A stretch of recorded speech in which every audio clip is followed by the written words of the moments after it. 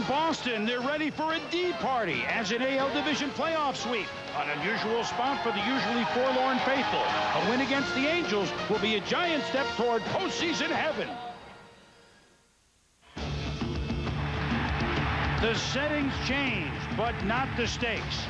Come up short in the fall, and there's a long winter ahead. I can feel it coming in the air tonight.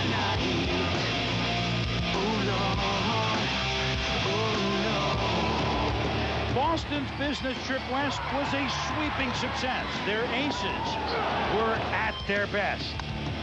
Their bats active and alive, and the Sox sitting pretty in this best of 5. But for a read on the Angels' future, it's best to look back, when coming back was the status quo in their quest for the title.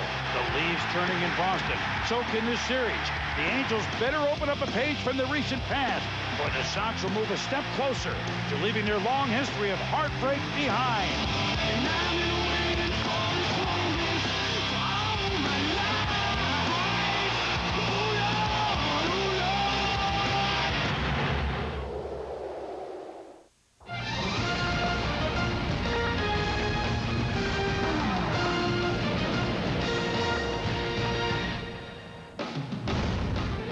Postseason baseball returns to Fenway Park, a picture-perfect early October afternoon. And the Red Sox have come to complete their business against the Anaheim Angels. They won the first 2 games out west, and this best of 5 ALDS, can they put the clamps once and for all into the AL West champion Anaheim Angels? Hello once again, everybody. I'm Chris Berman. So glad you could be with us. I mean, you just look out here, you feel the energy in this park, and it's just a great setting no matter what team you root for. And speaking of rooting, the Boston Red Sox fans are frankly in a quandary. They're not happy unless they're miserable. They're not pleased unless they fret. The Red Sox actually have a chance to sweep a series. They've only done it once in their history. That was 1975 when they swept out of the AL Championship Series the 3-time defending world champion Oakland A's. So they're not sure, but let me give you something Red Sox fans to be nervous about. Anaheim has the best road record in the American League with 47 wins. Now that's better. Tony Gwynn, the 8-time batting champion, is with us again. And Tony, I tell you, it's hard to get much better than the Boston Bats. Winning the 2 games out west, 17 runs, 23 hits. Hello. Yeah, and it's been great. I mean, if you're a Boston fan, offensively, they've been able to do exactly what they wanted to do. Johnny Damon's swinging the bat well. The middle part of the Boston lineup has hit with some power. You see Millar going deep here. Ramirez went deep. And Jason Varitek probably had the biggest hit in Game 2, which was a 2-run homer, which got him even. 12 of the 17 runs the Red Sox have scored, they've scored with 2 outs. And so offensively, they've gotten a big hit. And when you're getting a big hit, you should continue to win. And at home, they're magical, as you might think. This club built very much for Fenway Park. Well, Rick Sutcliffe, the one-time Cy Young Award winner in Sut, the headlines have been screaming out west, Angels' great bullpen falters. But that's not really the case while they're down 0-2, is it? No, it's really not. And Mike Scioscia held a meeting after Game 2. He said, boys, right now we're swimming upstream. But he said momentum can change quickly. 1 base hit, 1 pitch, and even as simple as 1 sacrifice bunt could have won Game 2 for them. Figgins popping up to third base, and then Jose Molina bunting right back to Pedro Martinez. Anaheim needs productive outs to win. They could also use some production from their superstar, Garrett Anderson. They've been throwing fastballs right by him in this series. He's hurt the Anaheim's offense, but he's also physically probably hurting more himself. Hitter-friendly Fenway Park could be just what the doctor ordered. And specifically, Sut, that left field wall for that stroke of Garrett Anderson. Doesn't have to hit it over it, maybe just off it. Anaheim, in our opinion, perhaps, and we'll talk about it, has the guy with maybe the best stuff on the staff, Kelvin Escobar. Although his record is below 500, he'll have to be electric, though, because this place will be, can Bronson Arroyo and the Sox shut her down?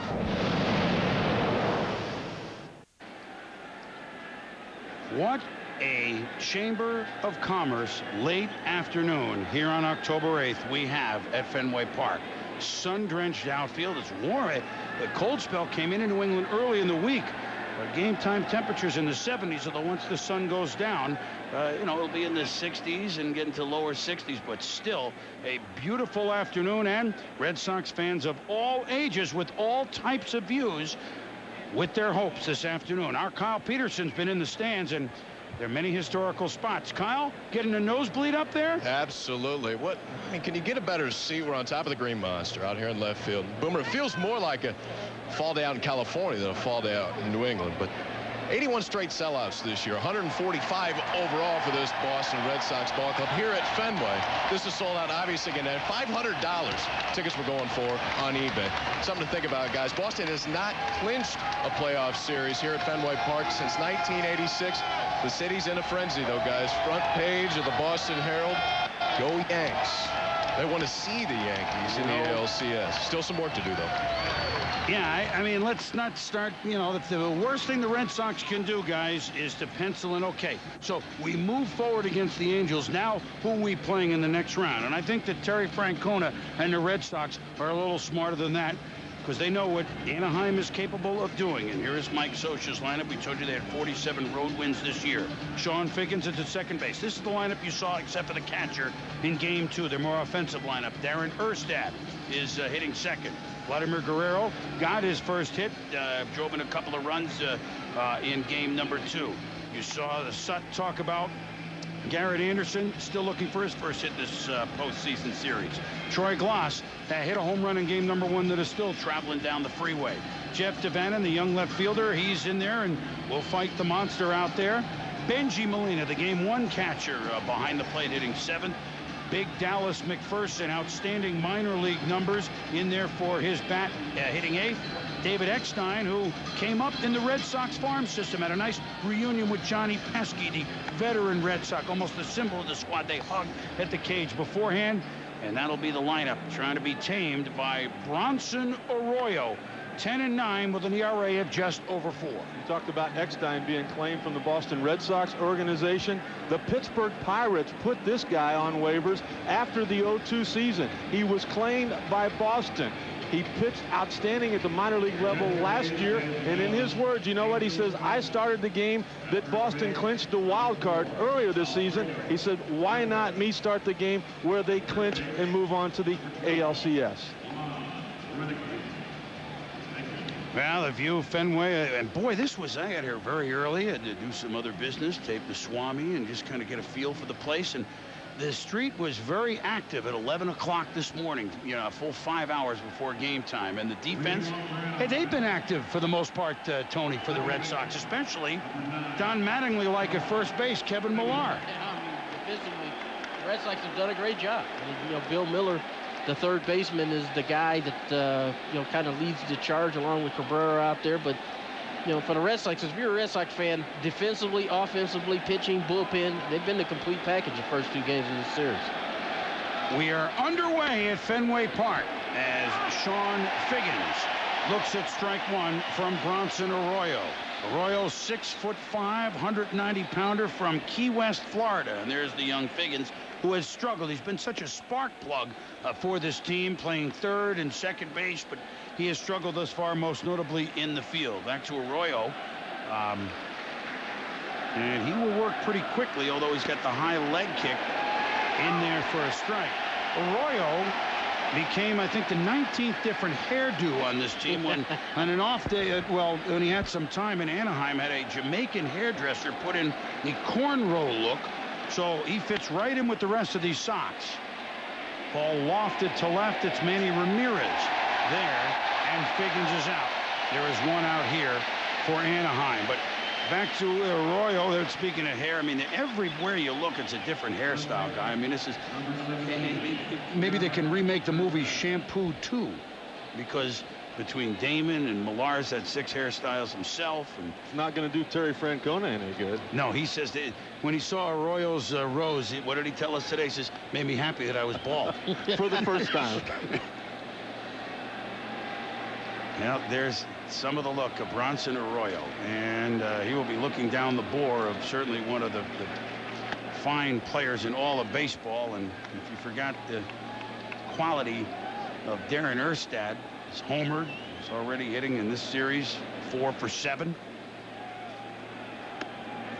think the big key to this series, though, has been Sean Figgins. Tony, he still hasn't scored a run yet, and with Erstad getting on base 7 out of the 9 times he's come to home plate, they've wasted some big innings without their leadoff man on. Yeah, and the other thing is when you're facing a guy like Arroyo, we've seen already, it's changing speeds, it's changing arm angles. You know, it's going to take him a little while to kind of figure him out, but you're right. I mean, that leadoff hitter, his job is to get on base no matter any way you can and try to create some havoc, and they haven't had that so far in this series. Slow grounder to second, routine for Mark Bellhorn.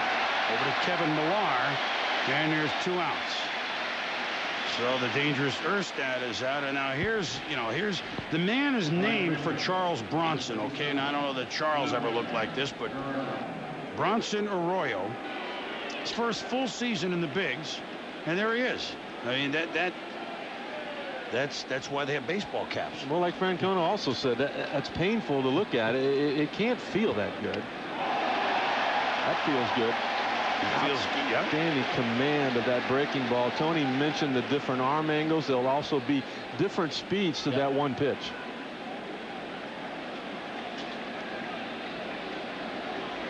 Dangerous Vladimir Guerrero. Inside, ball 1. Brian Runge is the plate umpire today. Gary Cedarstrom is at first. The crew chief Ed Montague at second. Kerwin Danley is at third. Larry Young the left field line. Jerry Meals the right field line. If this series goes 5, and I should say this for all, there's a change this year in the umpire. The same crew, they used to switch after 2 games. The same crew works 4, but if there's a 5th game, there will be a different crew. There'll be a crew that's already out west, for example. Guerrero lofts it to left center. Looking up in the late October sun is Manny Ramirez. And a 1-2-3 inning for Bronson Arroyo. The Angels down, the Red Sox coming up. Beautiful look at the Charles River. The head of the Charles in a couple of weeks, the annual crew regatta. And right now the Red Sox have been on full sail, winning game 1 9-3, winning game 2 in the late eve of Anaheim 8-3. Johnny Damon leads it off. He's had 2 hits in each of these games. Mark Bellhorn is the second baseman hitting second.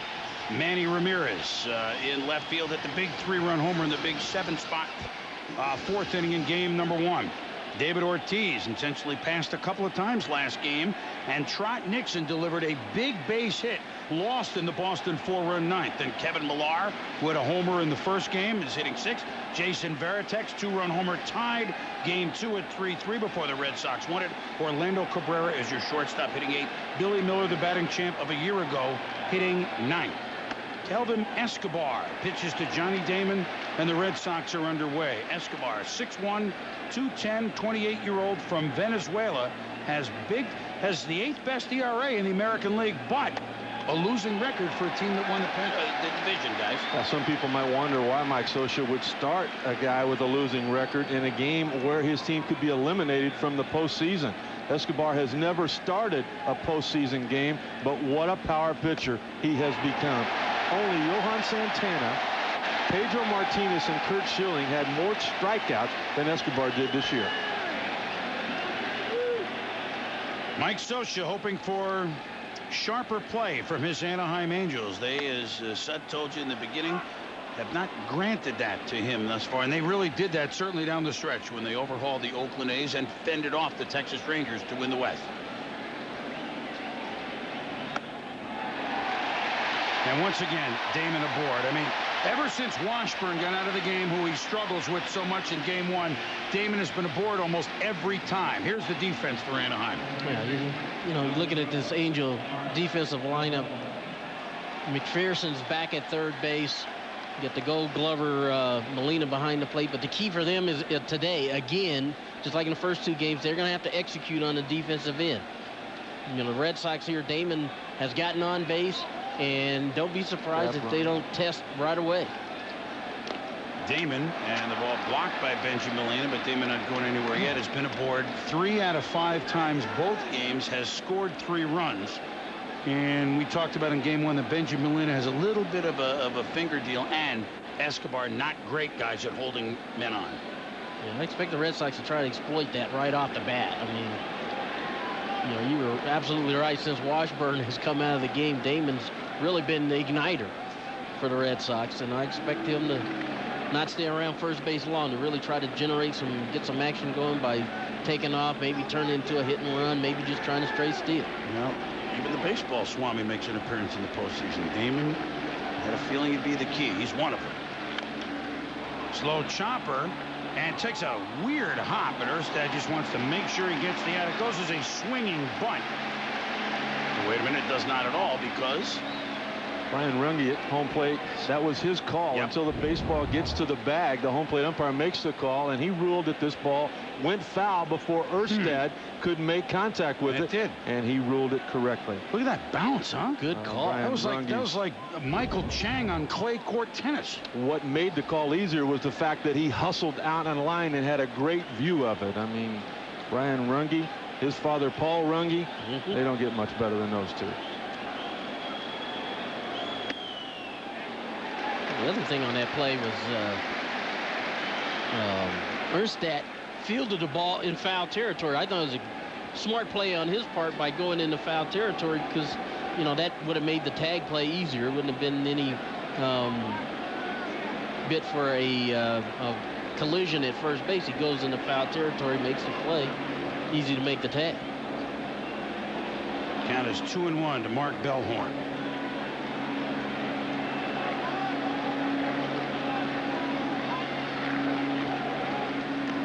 24 of 28 stolen bases against Escobar this year were successful. Tony, you mentioned the Gold Glover, Benji Molina, behind home plate. Not a whole lot you can do when you're as slow as Escobar is getting the ball to Molina. But they don't want to run themselves into outs. They want to work the pitch count on Escobar. Way ahead of that one. Ron Jackson, the hitting coach for Boston, saying before the game, we're looking at 22 to 25 pitches per inning. We figure if we can get that over the first 5, you do simple math, his pitch count will be gone. They'll get into the bullpen. On the other hand, Mike Scioscia is saying our game plan today is to score off their starting pitcher, Bronson Arroyo. Keeping a good eye on Damon, as well he should.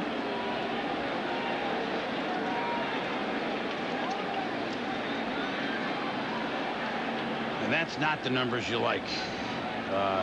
24 out of 28 successful base stealers. Meanwhile, Escobar is struggling here with Bellhorn. Count is now full.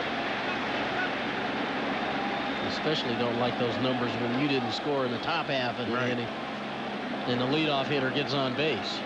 Very few people in the American League got less run support than Escobar did. You hate giving away bases like that in those tight games. There goes Damon on the full count. Throwing is Molina. Safe is Damon. Bellhorn gone. So if you think about it, had that ball stayed fair, it's exactly the same situation. Runner at second, 1 out. Yeah, but the difference, Boomer, is the pitch count. Correct. And even though it was an out by Mark Bellhorn, to me, Tony, it's a productive out because it took 6 pitches to get it done, and you still have a man in scoring position. Absolutely, and that's, you know, when you're trying to play winning baseball, that's what you have to do. Bellhorn didn't make contact, but Johnny Damon got a great jump and was able to steal second. He finds himself in scoring position for the middle of the lineup. And you know who? Manny Ramirez. 3-run homer in game number 1. He's driven in 5 runs in this series. Manny driving in 2 in game 2, 1 with a walk, 1 with a sac fly. But the sac fly put him up, and then they put him away in the end. We talked about being patient and working that pitch count. Ron Jackson's game plan of attack against Escobar, that doesn't hold true for Manny Ortiz, so it doesn't. No, I don't think so. I think they're going up to the plate looking for a ball that they can drive, and if they get it, whether it's the first pitch or the 10th pitch, you know, they're going to take a whack at it. Manny with 17 postseason home runs. And taking his time.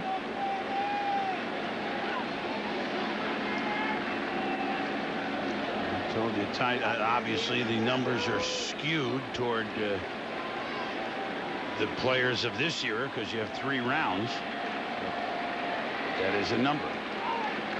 4th best all time. Ripped down the line, but foul. We put that number up the other night. How about Mickey Mantle still in there at 18? You know, playing only the World Series, admittedly every year. But Bernie Williams with the most with 20. This ball had hair on it, boys. See, Escobar trying to get in on Manny. Manny looking for it in, it looked like, and he was out just a little bit out in front of that. Escobar, we talked about all of the strikeouts, Tony. He can go with the split finger fastball, which he'll do a lot of times with the left-handed hitter. More times than not, to get the strikeout with a right-handed hitter, he'll go to that good hard slider away. 0-2 pitch to Ramirez is away, and a good pickup there by Benji Molina, the backhand first baseman style. Yeah. Got him. You got both Molinas in trouble the first two games. I was just going to say, I mean, this is a case where he makes a nice backhand, comes up in a position ready to throw. And you saw game 2, that same move right there didn't work out quite that well. One thing Damon's got to be cautious of, though. We saw Bellhorn get picked off in game 2. Yeah. Little chopper foul.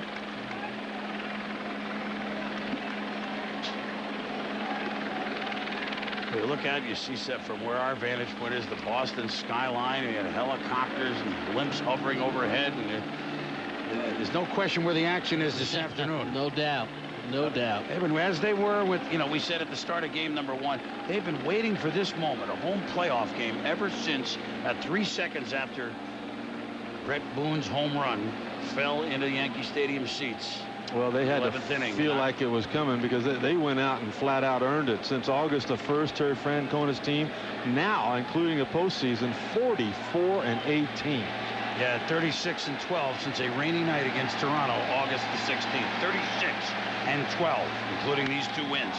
Ramirez, shortstop out, center field in, left fielder over. Nobody gets it. Manny, who gave one of those up yesterday and gave 2 days ago in game 3, gets one back. Just indecision all around by Anderson in center, Devannon in left, and Eckstein at short, and a tough sun. Yeah. I mean, that ball went up, and everybody's looking for it. You see the bright sky. It's very difficult to pick up the ball.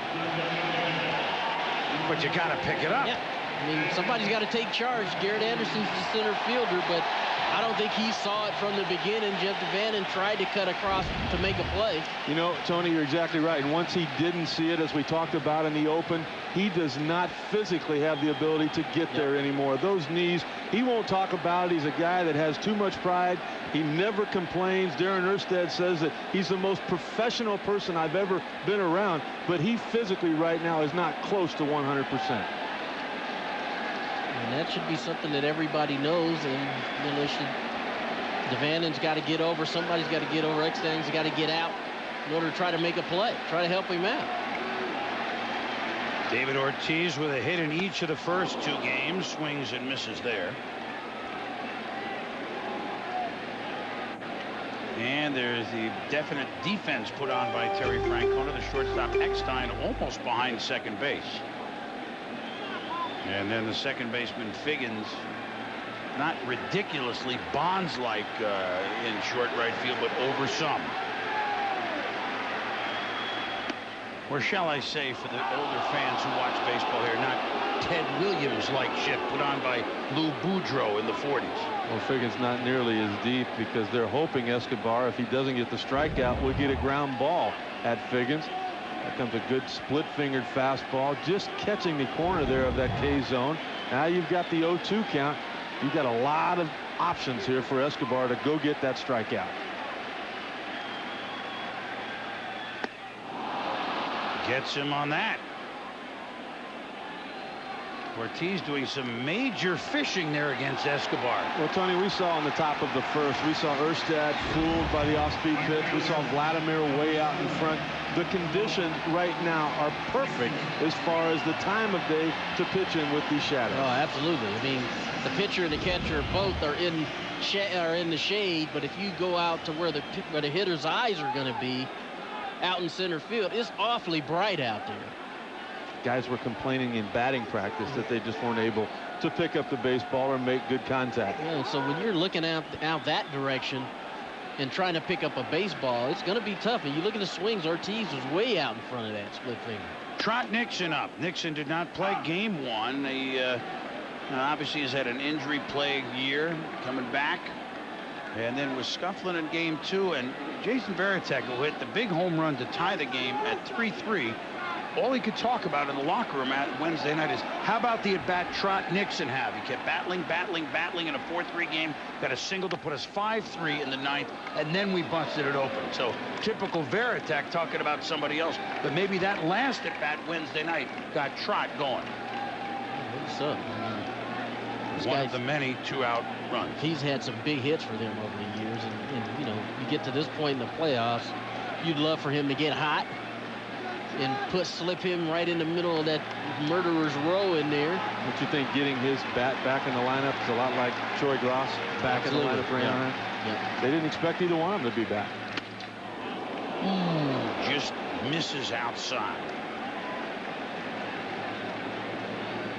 Well, we had a lot of talk about game 2. Take a look at the K zone. You can see exactly the right run.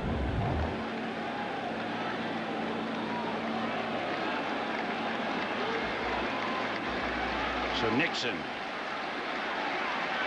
looking at a 1-2 pitch. Can Escobar wriggle free?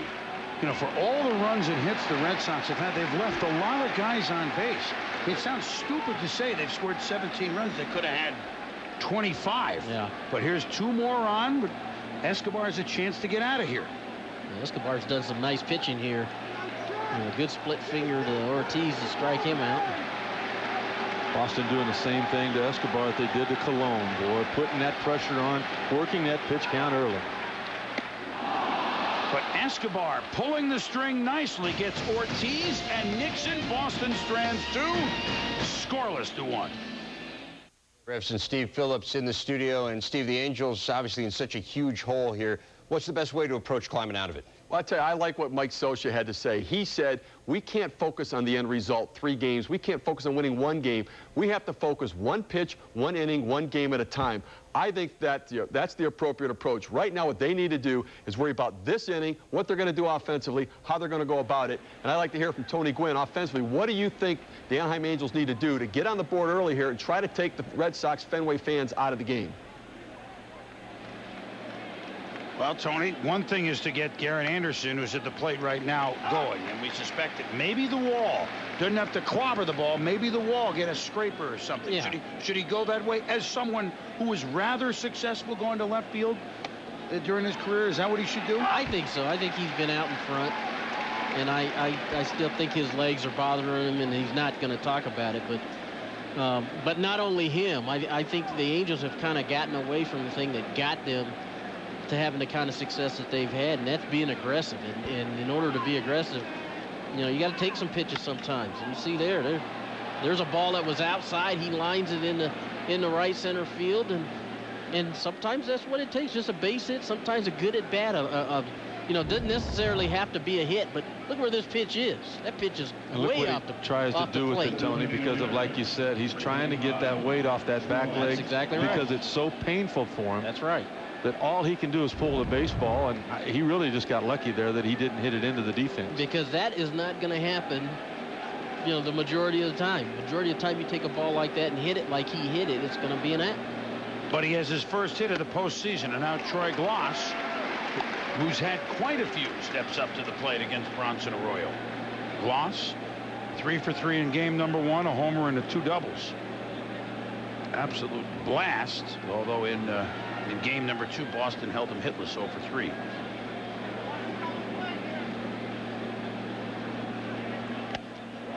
And swinging through that pitch by Bronson Arroyo.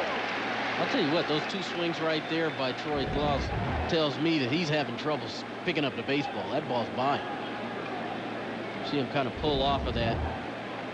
And he missed that first breaking ball by probably 2 feet as the ball went past the bat.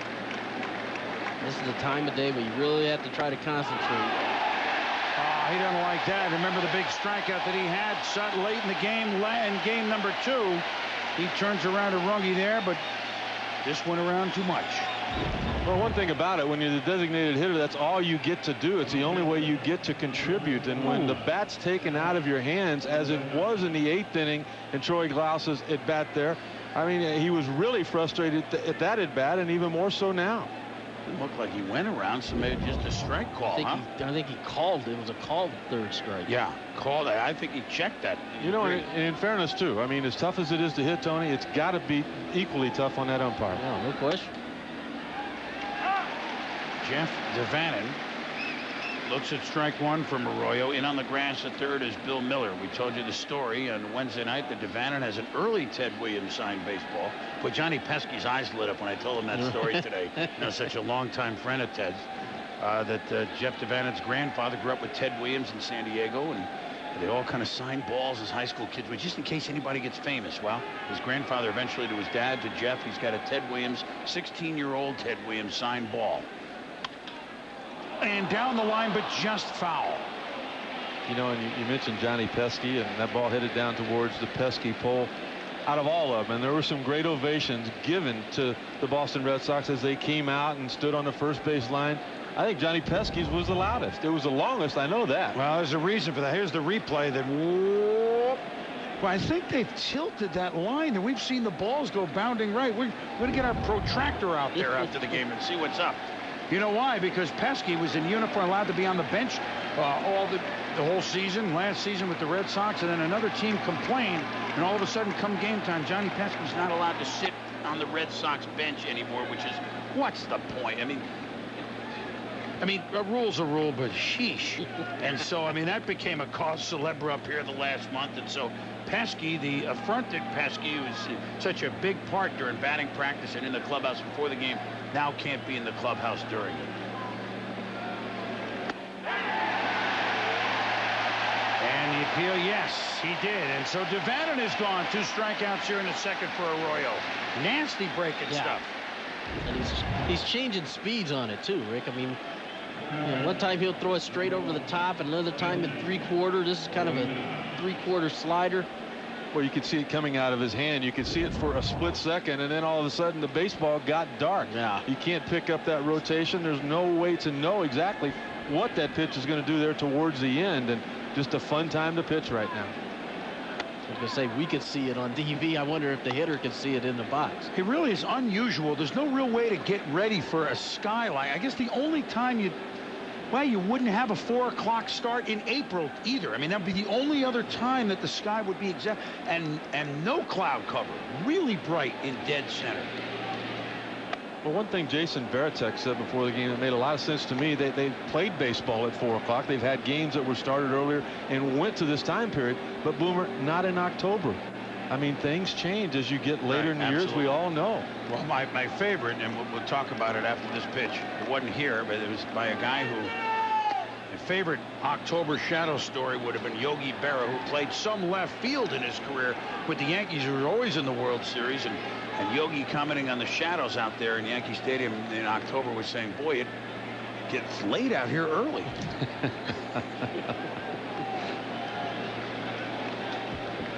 And you know what he meant, as usual. Yeah.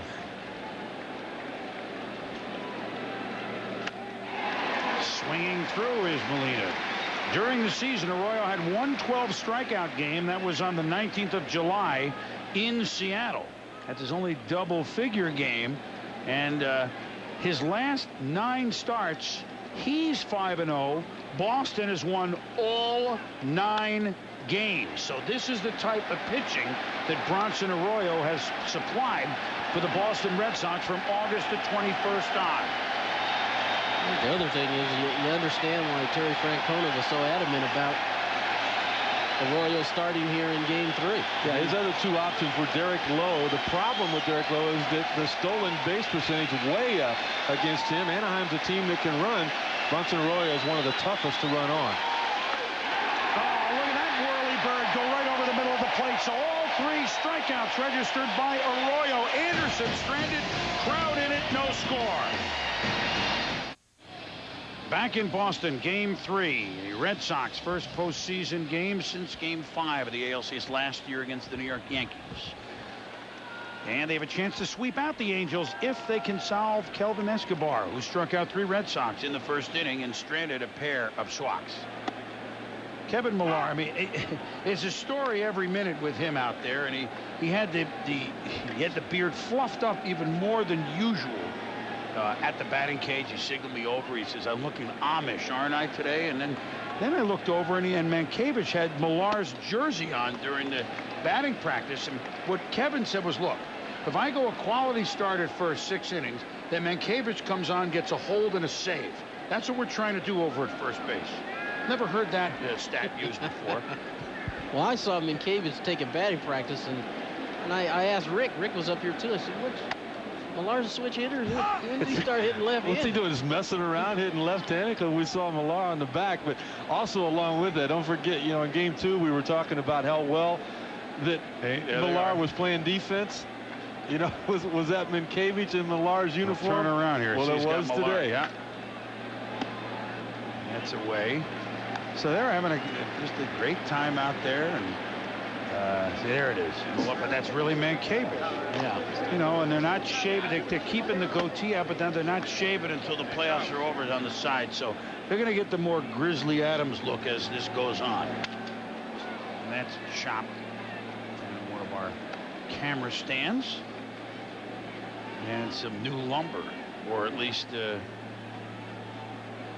little tar there for Kevin Millar. And I just like the way the Red Sox have gone about it. And Millar, Damon was the quote, "We're a bunch of happy idiots playing baseball." And that's really, they love that quote. I mean, and Millar and these guys, it really translates into the way they play. I mean, of course, you can be happy when you're winning these games 9-3 and 8-3. Yeah, but I think there's a little longer focus on them than this year. I mean, this team is built to win a world championship. They're not going to be happy unless that happens. Terry Francona talked about the flight back when we asked him if, you know, people were in a good mood. He said, "You know what, not really any more than normal." He said it was pretty much business as usual. I played cards, I lost money. That's well, they are on him, too, about his bad card playing, his bad fantasy football managing. He loves it. He does love it. He brings it. He gets on himself harder and is funnier than anything they can do or say. He's a nice guy, and he has him playing for him certainly since the middle of August. They have been lights out, and here's Millar. That's on. Now Kevin Millar this year, you know, every 3 weeks you come to the park and you're not sure who you're looking at. Today he fooled you, Tony. Yeah. But I mean, this is how he started the year in the spring, and then of course we went to surfer dude look with the eye black, and then the shaved, and then the really shaved went from a 10 to a 12 on the stimp meter, and then there's that look, and then then we went semi cornrow, and now today we got this he called the Amish look, and he's just, "I'm a mess. What do you want from me?" That's he's confused. He's had more faces this year than there are on Mount Rushmore in 200+ years of presidents of the United States. And if they keep winning, it'll keep changing. Jason Varitek, the heart and soul of this team. 2-run homer to tie Game 2 at 3 before the Red Sox went on to win it 8-3. You know, we saw him set up Vladimir Guerrero on that at bat where they got the big strikeout with Varitek standing up, then calling for the throw to first. I said, you know, how often do you do that? He says only about 2 or 3 times a year. And I said, well, you obviously picked your spot as well as you possibly could. He just said, I didn't know what pitch to call. So, I mean, he just did a little bit of acting. He got his pitcher out of a jam, and they pick up a win. Mike Scioscia, who ought to know about good defensive catching, talking about Varitek with us in our manager meeting a little before the game. Very impressed with the whole package. You know, the throwing, the way he squares himself, the way he gets in position to throw, the way he leads, of course. I mean, and coming from Scioscia, that's very high praise. You know, because Scioscia was that way himself as a player. And Varitek just seems like the perfect guy, perfect catcher for this pitching staff. And Francona talking about when he talks, everybody listens. 2-1 Escobar. We'll keep an eye on Millar. Another thing about Scioscia, there was nobody better at blocking the plate. And he was catcher, not your very first year, but in your Dodger days, you threw to him quite a bit. I had him block that plate a lot for me. I mean, he was telling him, we asked him about the biggest collisions he ever had. It was in another discussion. There goes Millar. And then we'll do it again. He said, remember when Chili Davis was young and lean, but just so solid with the San Francisco Giants? He said, we had one, and that was Chili hurt himself, Soch hurt himself. He said, I just kind of picked myself up, had the mask on, and said, now just make sure you walk into the correct dugout. And they did that, and then what he talked about another one with Jack Clark when Clark was a Cardinal. But Soch won 99 out of 100 collisions. Yeah, that's about right. Oh, the play was over. You slid into home. The play's over. It's like sliding into a fire hydrant. And Veritek just going to question Runge. And strikeouts, so all 4 outs. Strikeouts thus far for Escobar. Meanwhile, Kyle Peterson, son hasn't left the outfield yet, has it? So guys are moving to right field, and we talked to both managers before the ball game because obviously left field plays a huge part defensively during the course of the game. They brought up right field now, importance it was. Once you get past Pesky's pull, it goes directly out to right. So pay special attention to Vladdy Guerrero during this game. 2 guys, usually you see day games here, the shadows don't make it all the way out to the outfield. Today they're right in his eyes. Well, about an hour, they'll be all in the shadows. Will be better. That one fouled back by Orlando Cabrera. Let's bring in one other topic of discussion, sun or no sun. The outfield for the... This is such a unique park. And we're not talking history. We're talking odd angles. Vladimir Guerrero just played 3 games here this year with the Angels. A couple interleague with the Expos. Not many. Devannon has been around, but not a lot in left field. McPherson has never played here at third. You can have a fair ball go down the line, carry him back into play.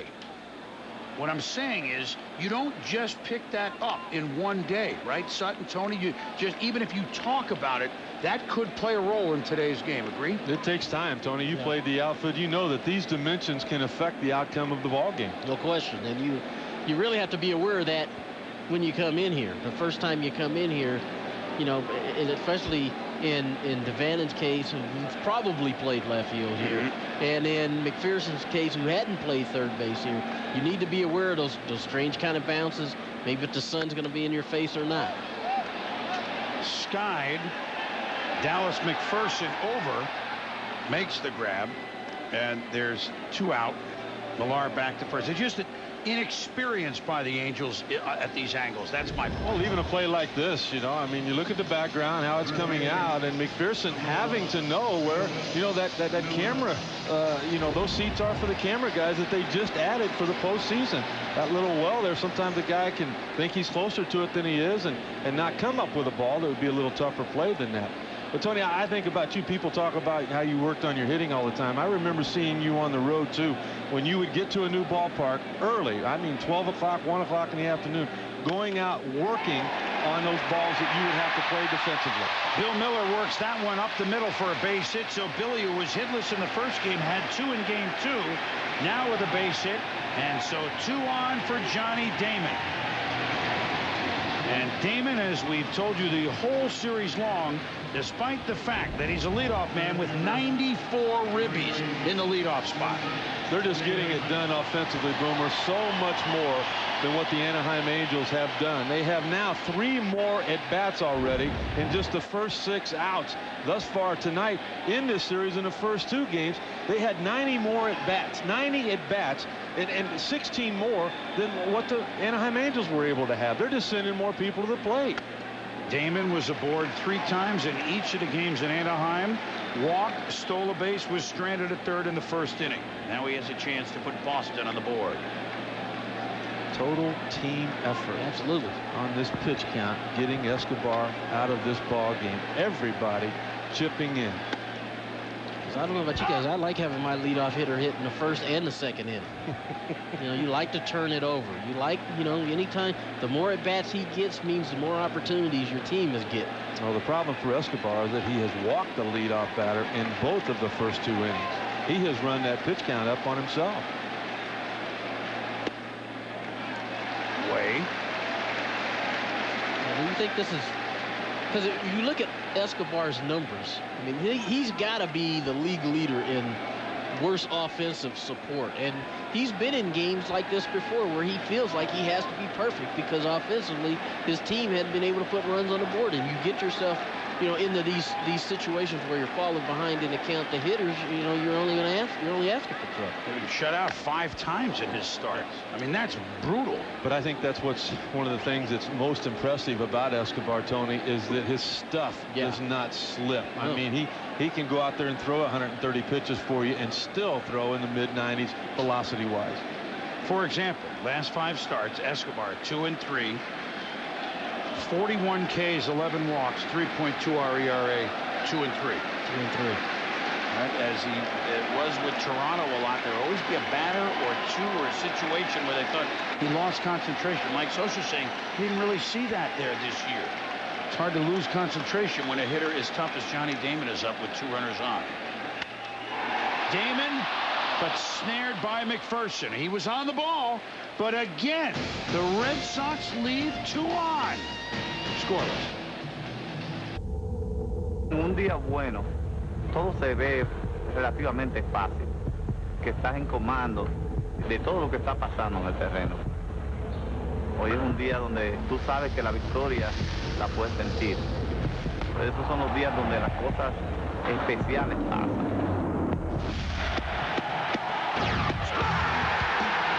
I live for this. October, 8 teams, 1 champion. Watch the World Series. Don't miss it. ESPN's Major League Baseball Division Series, presented by Budweiser. Brought to you by Lowe's, where you'll find all your home improvement needs. Lowe's, improving home improvement. Well, quitting time. Then they'll quit here in the Red Sox and the Angels. The great Boston rush hour traffic. There's everybody having the game on the radio, or maybe that rare car that's hooked up for cable TV. Wouldn't advise you, except if you're at a red light, to tune in on TV if you're in a car. But hey, stranger things have happened.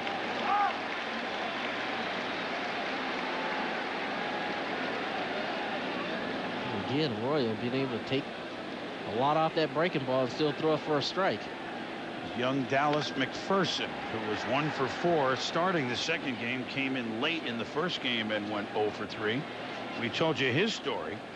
Minor league player extraordinaire, the Sporting News Minor League Player of the Year, combined in AA and AAA with Arkansas and Salt Lake before being called up for the last 16 games of the year. 40 homers, 126 RBIs, 317 in the minors. Big bat. Big bat, but there's a big scouting report that's already out on him. He's going to see a lot of off-speed stuff until he proves, Tony, that he can stay back and do some damage with it. He might get a single as he did the other night on that changeup from Pedro, but he's not going to hit that off-speed pitch out of the park right now. I mean, he's just cheating on that fastball. And it took forever to appeal, but yes, he did go out. So another strikeout, 4 in a row for Bronson Arroyo. Looking fastball. Watch how quick he starts to swing. Right there, he thinks it's a fastball. He takes off. And there it is. Look how quick he is, Tony. He's flying. I mean, you can see where the power is at right now, but there's also a scouting report out on the young slugger. And that comes with time. It comes with at-bats. You know, the more at-bats he gets, the calmer he's going to be. Right now, he's a little amped up, getting some ABs in the playoffs. And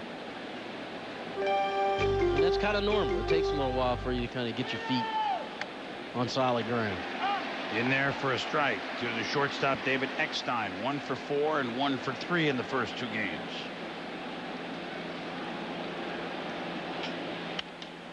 Hit well to right, but little Eckstein is not going to hit it over the head of Trot Nixon. He was on the ball, but very quickly 2 up and 2 down. Providing aerial coverage for today's broadcast is AmeriQuest Airship Liberty, captained by Scott Daniger and Corky Belanger Jr.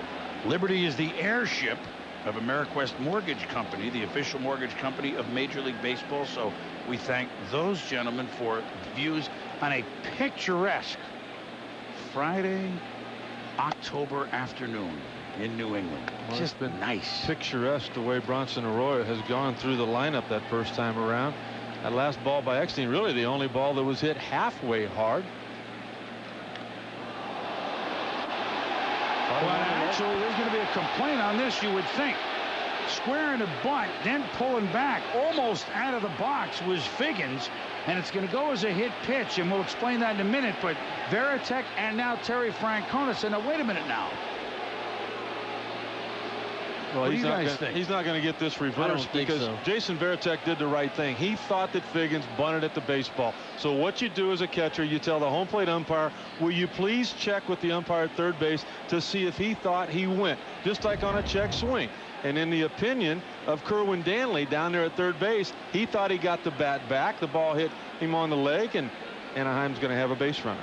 Well, and we should say that during the regular season, Arroyo hit 20 batters. That led the American League. It tied the Red Sox record for most hit batters in a season, hit by Howard Emke, 1923. Yeah, and 4 of those came against these Anaheim Angels in a couple of starts that he really struggled in. And one of them, perhaps inadvertently, became one of the biggest plays of the year when he hit Alex Rodriguez in the game in late July. A-Rod and Varitek went at it. Not so long after that, and certainly that day they were, the Red Sox woken up, and they've been playing great ball ever since. Not that it was on purpose, but it did happen.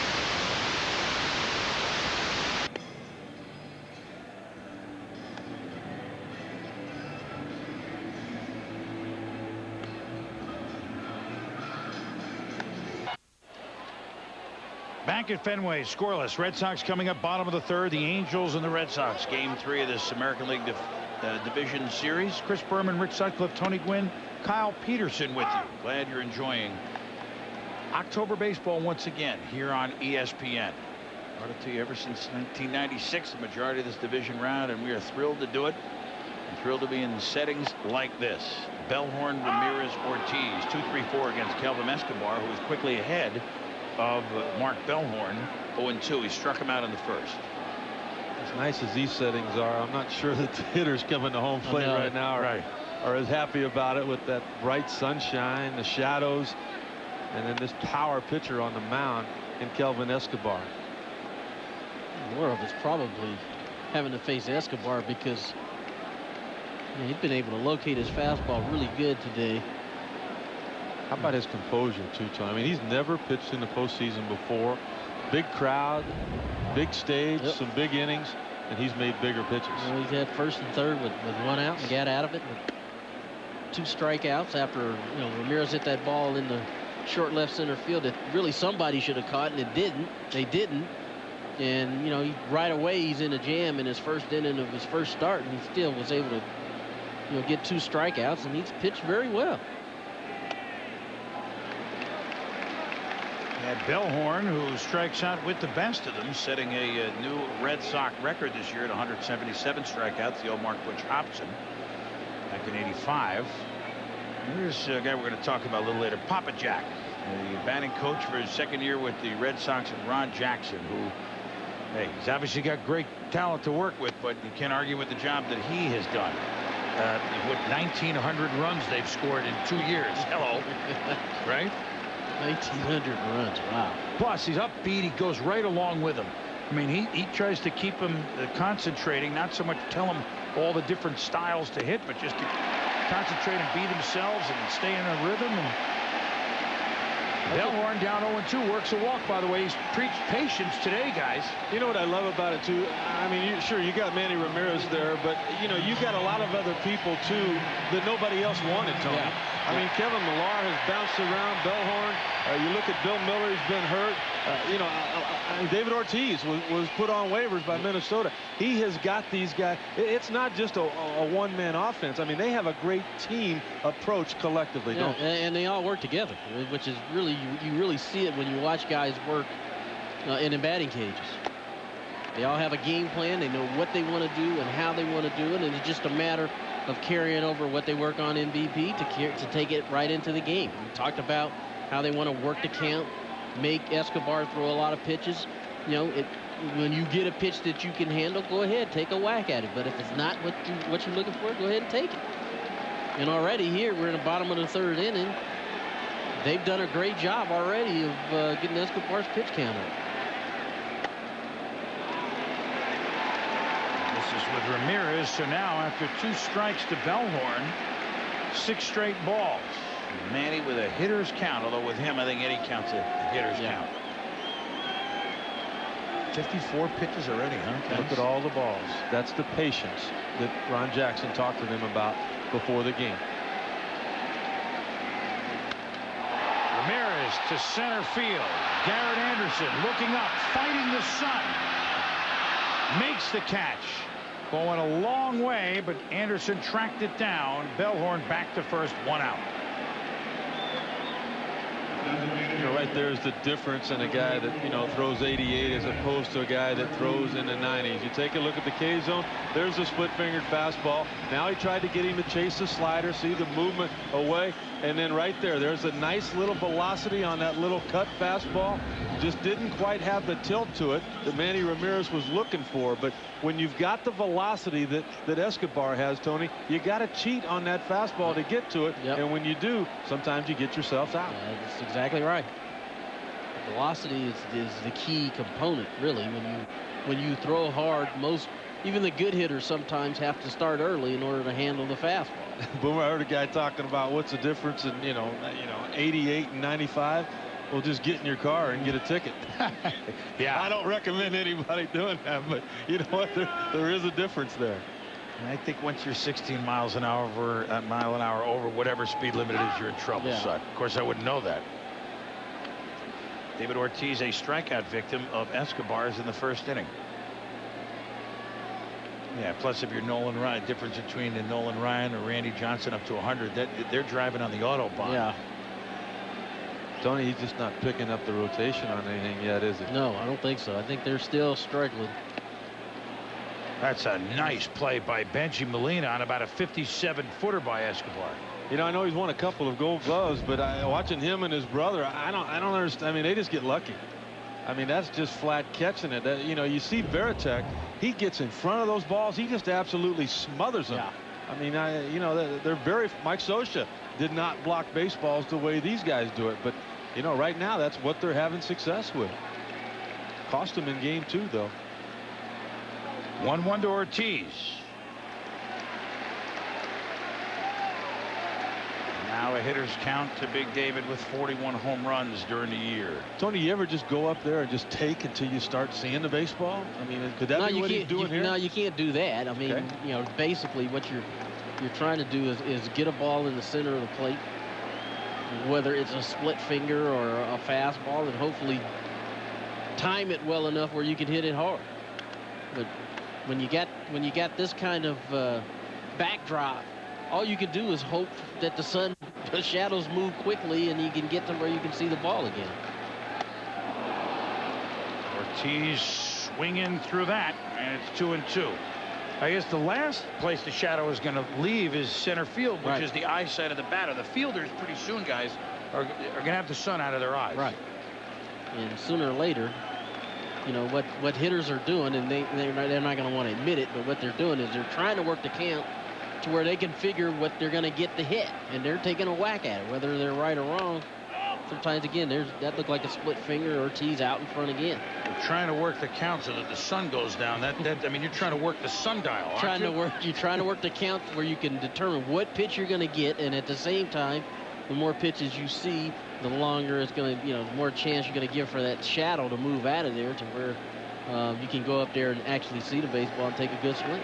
You not only got difficult conditions, but Escobar has always had success against Ortiz, so that just kind of compounds the problem for Boston.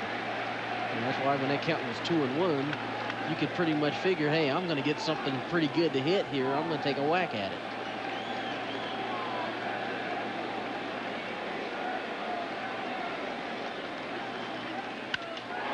He takes a whack at this one, sends it toward the monster. It's high up off the wall. Double for Ortiz, runners at second and third. And that wakes the crowd up. They're kind of sitting on their hands here. They're ready to use them.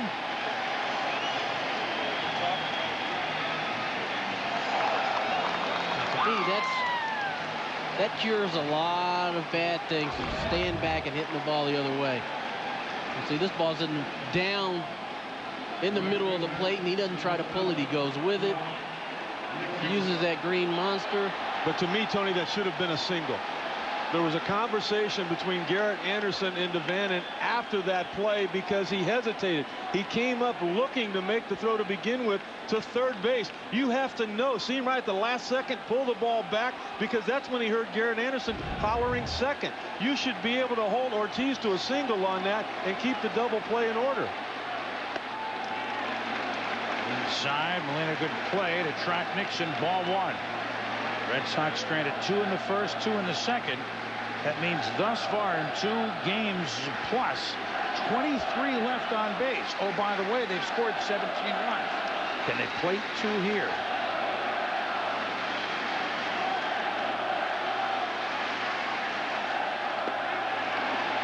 Another bouncer. Now, this is the way they teach it, even at the Little League level, as far as keeping the ball in front of you. Watch the glove turn over. Look at the body. Look at the upper body in particular, how he tilts towards the ground so that if it comes up and hits in the chest, it has nowhere to go but straight in front of it. Absolutely right. Infield in this early. But it's not just any game. They're down 0-2 in games. Nixon rips it to the right side. Bellhorn scores. Up throwing is Vlad Guerrero. So with that arm and Ortiz the runner, he won't motion forward, but the Red Sox are on the board. Tony had to eventually get Escobar in trouble. He has now walked the leadoff hitter in all 3 of the first 3 innings. Yep. And it's good hitting by Trot Nixon. He just waited him out, got something in the middle of the plate, drives it into right field, knocks in the first run. Very quickly, Buddy Black, the pitching coach, out there, and everybody on the infield, a basic football huddle on the mound. I got to give Ron Jackson a lot of credit for these last 2 victories, because in game 2 with Colon on the mound, they made him throw 66 pitches in the first 3 innings, and he needed to throw another one if Molina hadn't picked off Bellhorn at second. Already now, they are at 64 pitches here in just the bottom of the 3rd. Ron Jackson told us before the game what the game plan was to be. Credit to him and to the Boston lineup for getting it done.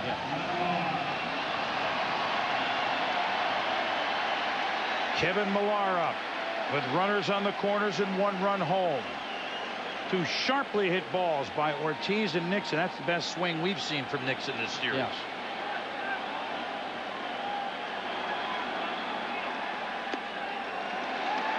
Away to Millar. Walked in the 2nd inning. Hit a 2-run homer in game 1. 3 for 7. Sorry, Tony. This goes right into the game plan here. Nixon worked the count to 2-0, got a ball in the middle of the plate, lines it in right field. Millar already ahead in the count 1-0. He can kind of zone in, look for something that he'd like to swing it. That's foul. You saw Scott Shields up throwing. He was summoned early in game 1 when the Red Sox knocked out Jared Washburn in a 7-run 4th inning.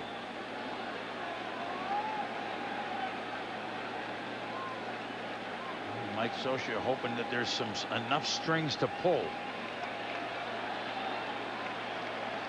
He's running out of rope. Yeah, he is. He knows it too, believe me.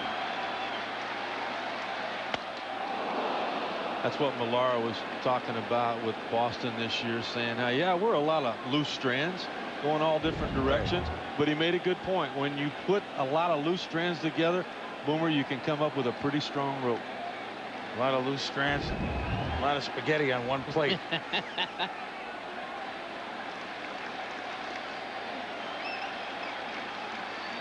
1-2 to Millar. Broken bat, little bleeder. Well, Millar is out, but Ortiz lumbers home, and it's 2-0 Swat.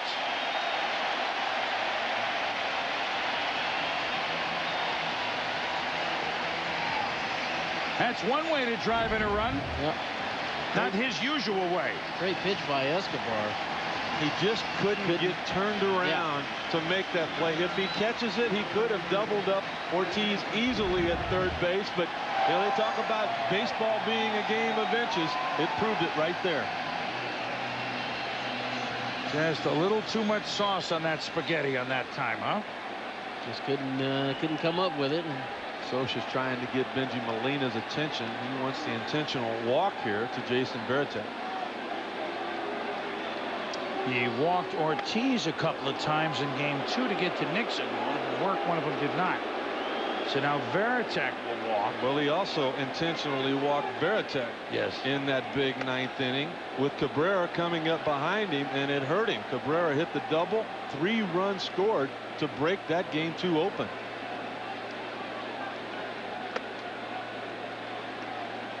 Varitek with real good numbers, though, against Escobar. 4-12 and 17 at bats, 7 hits coming into the game today. He struck out in that first inning, Tony, but the shadows were right behind the second base bag.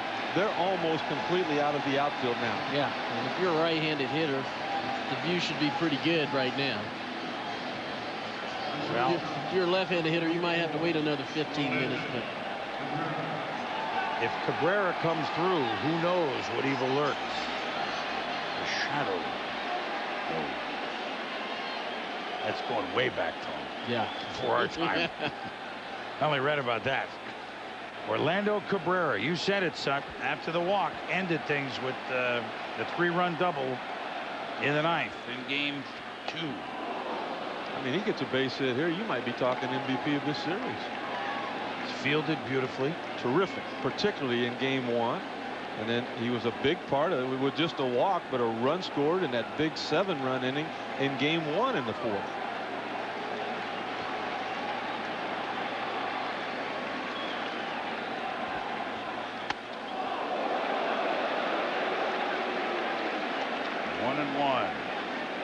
One 29-year-old Orlando Cabrera fielded nervously his first maybe 10 days as a Red Sox. Hit well, started with a homer, but Theo Epstein saying what he wanted to make a triple play on every ball that was hit to him, even with no runners on. Well, he's gotten his sea legs down here in Boston, that's for sure, after being the regular starting shortstop in the big since '99 with Montreal.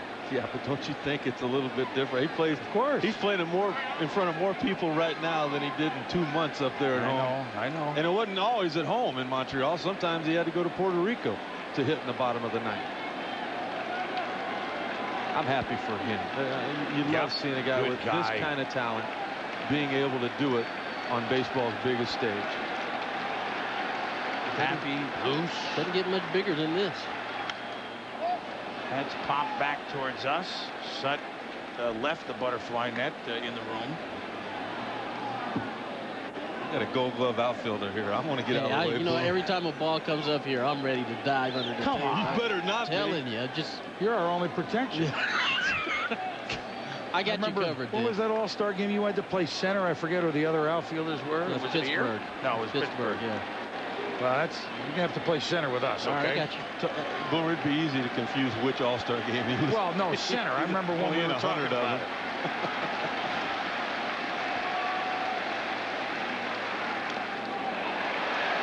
Blocked nicely again, Molina.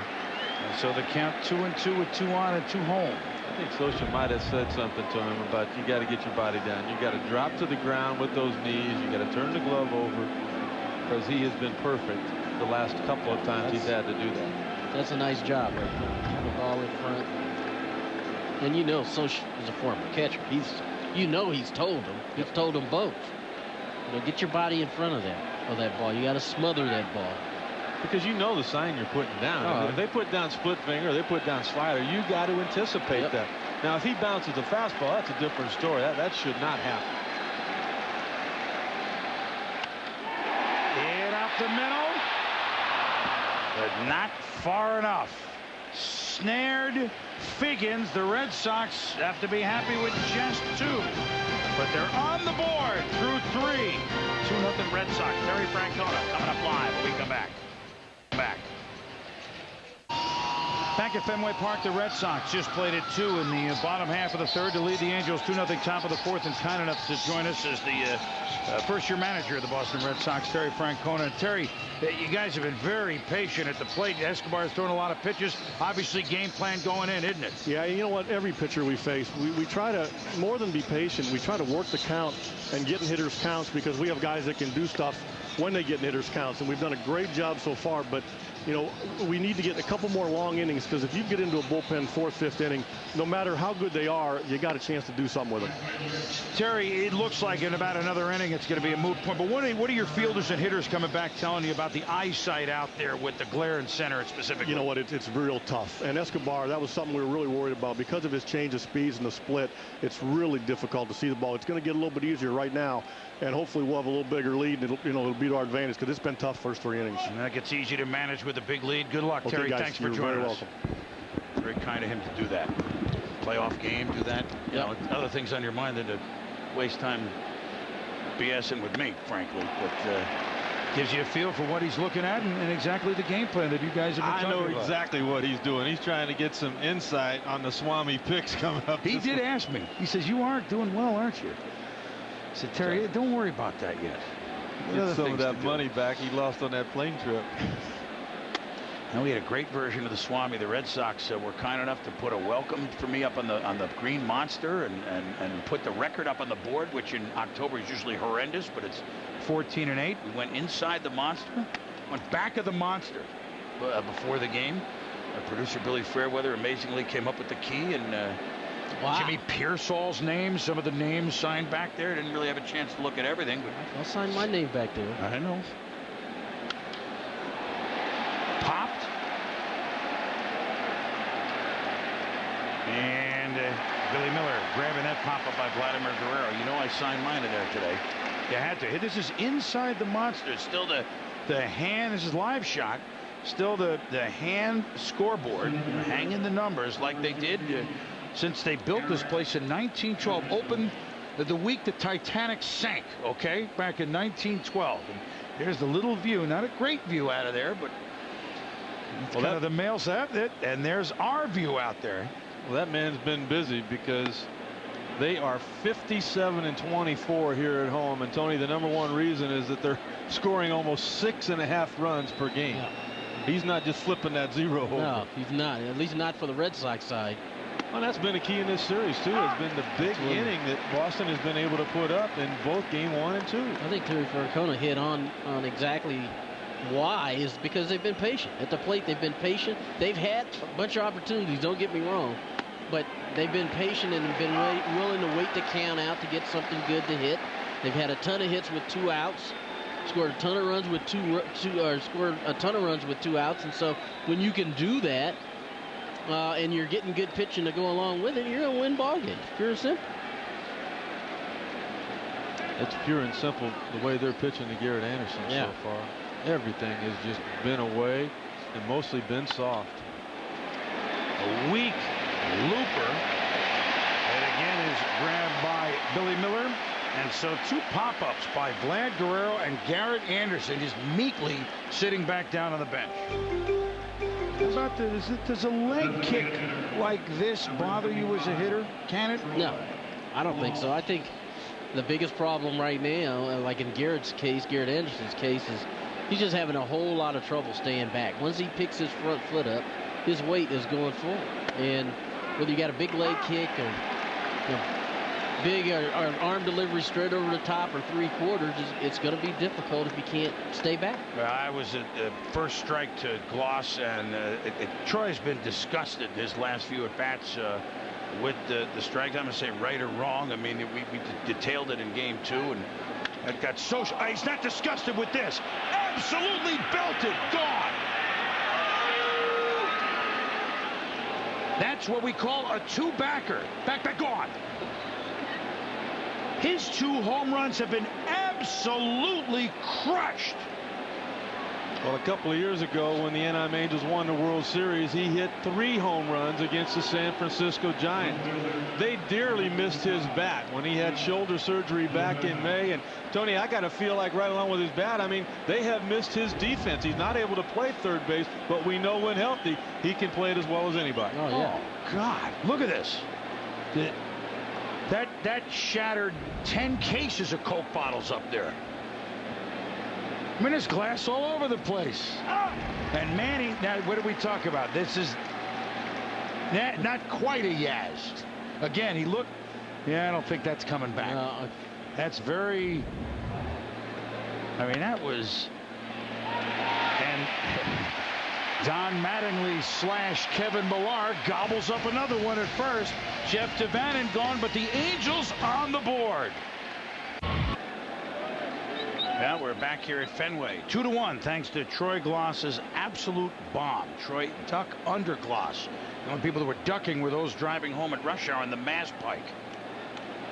So a 2-1 game, and kind of quiet again. I'm really kind of surprised that the whole fan atmosphere, it's just all right, okay, so they're going to win, and then what do we do? Well, not so fast. Bill Miller to lead off the 4th, and then Tony, Johnny Damon, the leadoff hitter, batting for the 3rd time in the game in the top of the 4th inning. Yeah. That's what you like to see. And that's what you exactly. You like to see that. You got the lineup's turned over twice, and then he's coming up leading off or coming up to the plate for the 3rd time in the 4th inning. That's a good sign if you're a Red Sox fan. Miller, single, and that's under the glove of Sean Figgins. And a tough play, but a play that he could have made, guys. And meanwhile, with Miller on a Damon coming up. Now here's the discussion on the Troy Gloss situation, Seth. Well, Mike Scioscia started yelling from the dugout after the first pitch because he felt like it was a ball. You look at the K-zone, you're going to see just slightly off the outside corner. There was a conversation, and all of a sudden, out of respect for Brian Runge, he comes out and talks to him. He says, Brian, you know what? We saw it on the video. That ball was a little bit outside. Brian Runge is more so of a pitcher's umpire than what we saw in game 2 with Jerry Meals. But the thing about Brian, he is as consistent as they come. If he calls it a strike for one team, he will the other. And he called that pitch a strike to Johnny Damon. That's going to go as an error to Sean Figgins. Not a base hit for Bill Miller. Figgins is really struggling. Yeah, he is. You know that he's supposed to be on the bench with a healthy Troy Gloss and also a healthy Adam Kennedy. Damon. What a surprise. Another base hit for Damon to left field. Devannon up with it quickly. But now the Red Sox in business once again.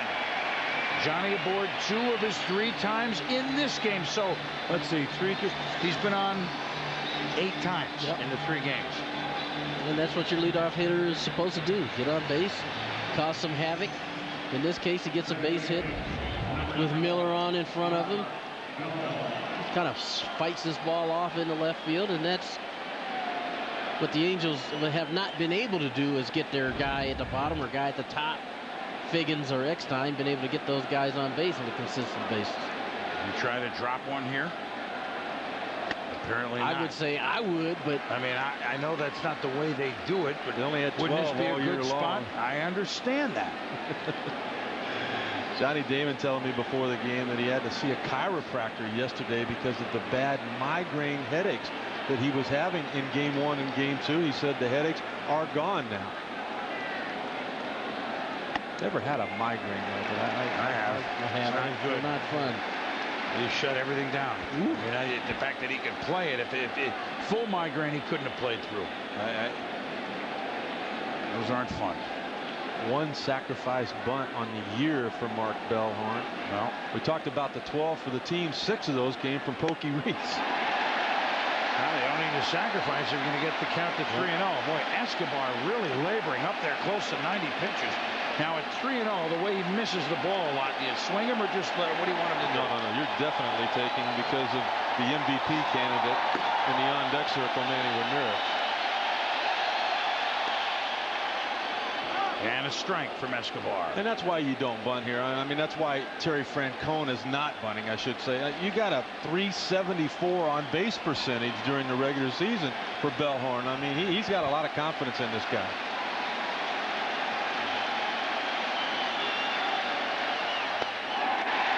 And he draws a base on balls. He was adept at doing that. You mentioned the on-base percentage. How about this? Bases loaded, none out for Manny Ramirez.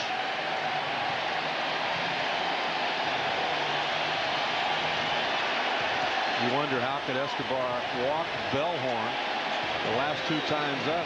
Well, Tony, he walked 88 times during the regular season. Only 2 guys in the American League walked more than Mark Bellhorn.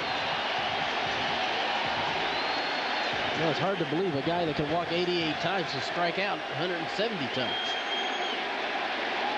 I don't know how you explain that. I can't explain that. I don't know how you can explain walking Bellhorn with Manny Ramirez hitting behind him most of the year. That makes no sense. Yeah. And this one goes all the way to the backstop, but nothing going. It's not a long way to the backstop here, and I got a decent bounce back. Now again, it's Bill Miller, not Johnny Damon, the runner at third. Great point, Boomer, because Damon was off and running towards third base. If Damon were to have been at third, he would have scored easily. But we asked Terry Francona about specific people and who he might give the green light to. Bill Miller was not one of those guys. I mean, this guy's playing on bad knees. He's had knee surgery the last couple of years and just doesn't run like he once did. I tell you what, though, the Angels just continue to shoot themselves in the foot here. Huh? An error and a wild pitch. It doesn't do a damage then. Buddy Black, one of the best in the business, pitching coach out there just to try to settle Escobar down. I mean, not that pitching with the bases loaded to Ramirez and then Ortiz is any soothing conversation, but he's got it. I mean, he's got to shut this thing down right now. Boomer, we've seen this before, though. We've seen Escobar get a little bit out of sorts, and I think the play not made by Figgins could have led to this. Remember, that ball was catchable. Adam Kennedy makes that play. You got 1 out, nobody on. You don't get it. All of a sudden, Damon flips one over your shortstop's head. You walk Bellhorn, you're in trouble. He's trying to get him back to where he can focus and at least get an out here. They need to play near perfect baseball, and they're far from it. Now they need to make perfect pitches to this man. Gets him fishing. The other thing is you know, Rick and we've touched on this before. Molina's got to do a better job of trying to get his body in front of that baseball. You can't afford it. You got the bases loaded. It's a 1-run game now. You can't afford to be trying to backhand the ball. You got to shift your body and get in front of that thing and keep it in and knock it down and keep it in front. And you got a forced play at home right now that almost got away from you because you let the ball get away.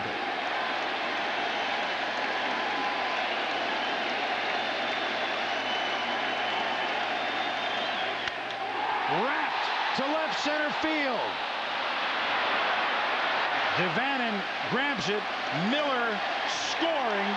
3-1 Boston.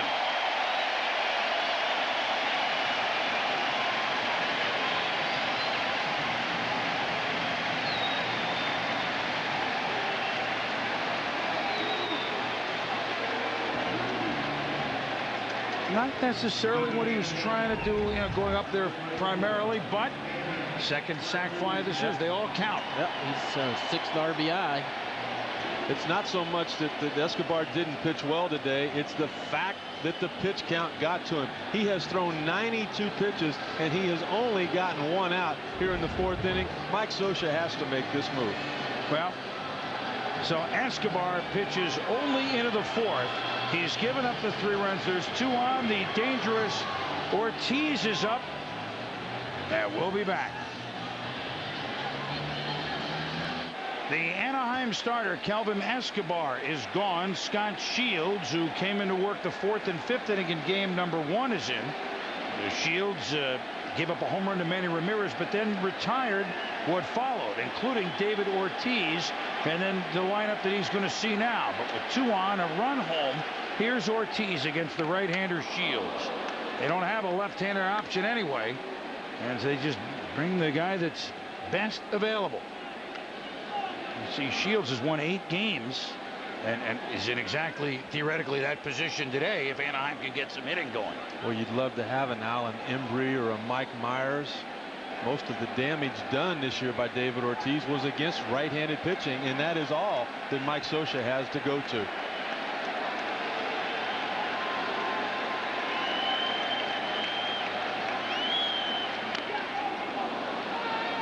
Quickly ahead of Ortiz, 0-2. David has struck out, but then hit the big double off the wall, and later came around to score the second run in the 3rd inning.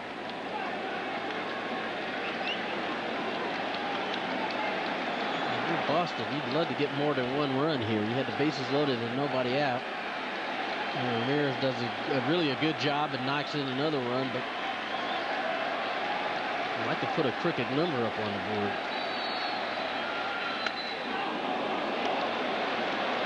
Now he held.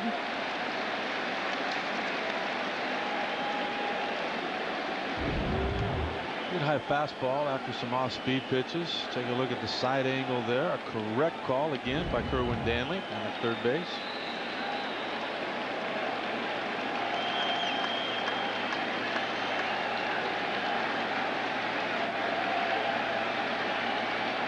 And Ortiz calling for a little time.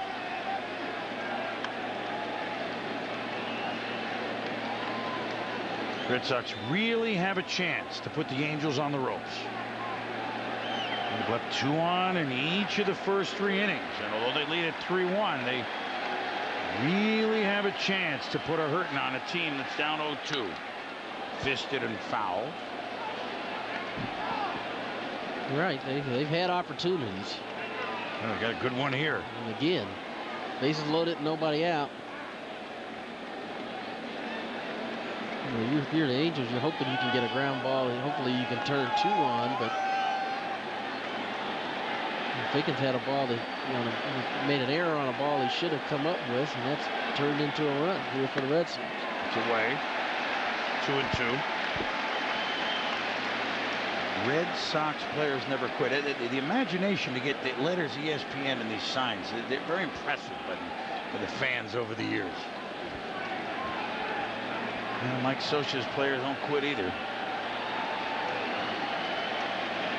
That's how they won it all in 2002. And this ball is belted to right field. Long run, Vlad Guerrero. He won't get it. Damon's going to score. Here's the relay, and Bellhorn being held up. Second double of the game for Ortiz, 4-1.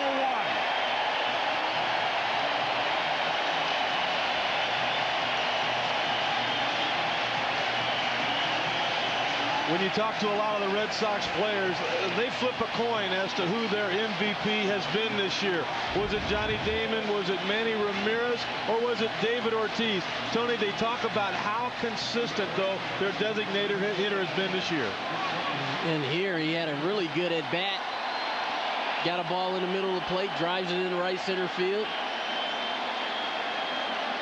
And you can see that this is an inning where you had the bases loaded and nobody out. You wanted to try to get more than 1, and now they have. They've knocked in 2. Bellhorn at third, Ortiz at second, and Track Nixon up. Infield in Anaheim. 2 runs home here in the 4th, 2 runs home in the 3rd, Boston.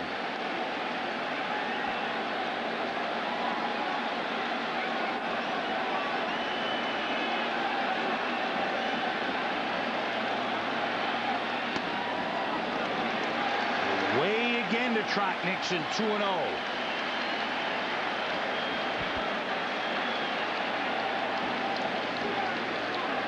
Kevin Millar on deck.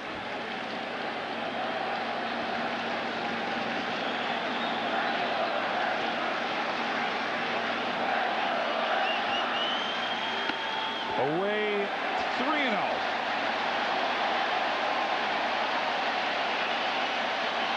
And you know what that's going to be.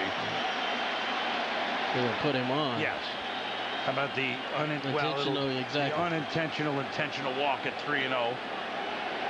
You turn it around, face Millar. Take a chance and try to turn that double play again. Not a bad idea here, but that is already 6 base on balls that the patient offense of the Boston Red Sox, Boomer, has been able to acquire. Well, look, we said that Boston really had a chance not to put it away. I mean, we're only in the 4th inning, but look, they have a chance to sit on a team and not even let them get their sea legs at all, right? And that's what you should do. You're coming home, you got a 2-0 lead. You've had opportunities here to really break this thing open and kind of take the air away from the Angels, and they've got 4 runs on the board, but they could easily have, 7 or 8. Loosey-goosey Red Sox with reason to be that way. 21 runs thus far in 2.5 games against Anaheim. Well, not only do they look tense in the dugout for the Anaheim Angels, Tony, but they're playing tense. Yeah. I mean, they're not relaxed defensively, and they're not patient offensively. So now with the sacks full of socks, it's Kevin Millar. Walked, granted a second. Well, he ain't going to move. Hit by a pitch 17 times. He does not budge on that fastball in. He's got a lot of pull in that clubhouse, and he's got a lot of pull in his at-bats. And Eckstein bobbles it to shovel the third safe. Another run scores.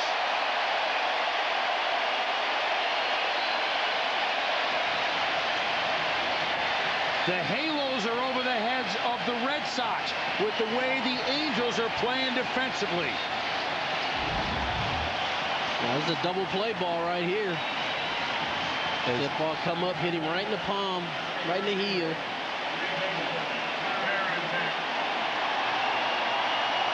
I mean, he set a club record, that being Eckstein, for fielding percentages at the shortstop position this year. They could not, Boomer, have picked a worse time to start playing like this. Well, you couldn't even see it coming. I mean, it's not as if this is kind of the way they were playing late in the year. It's exactly the opposite.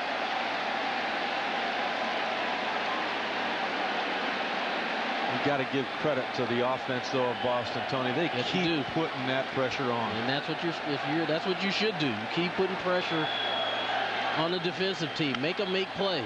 And here's Eckstein with another chance at it. The shovel to Figgins. Over to Erstad. Varitek is doubled up, and the Angels do turn the double play, but the Red Sox hang a 3 spot.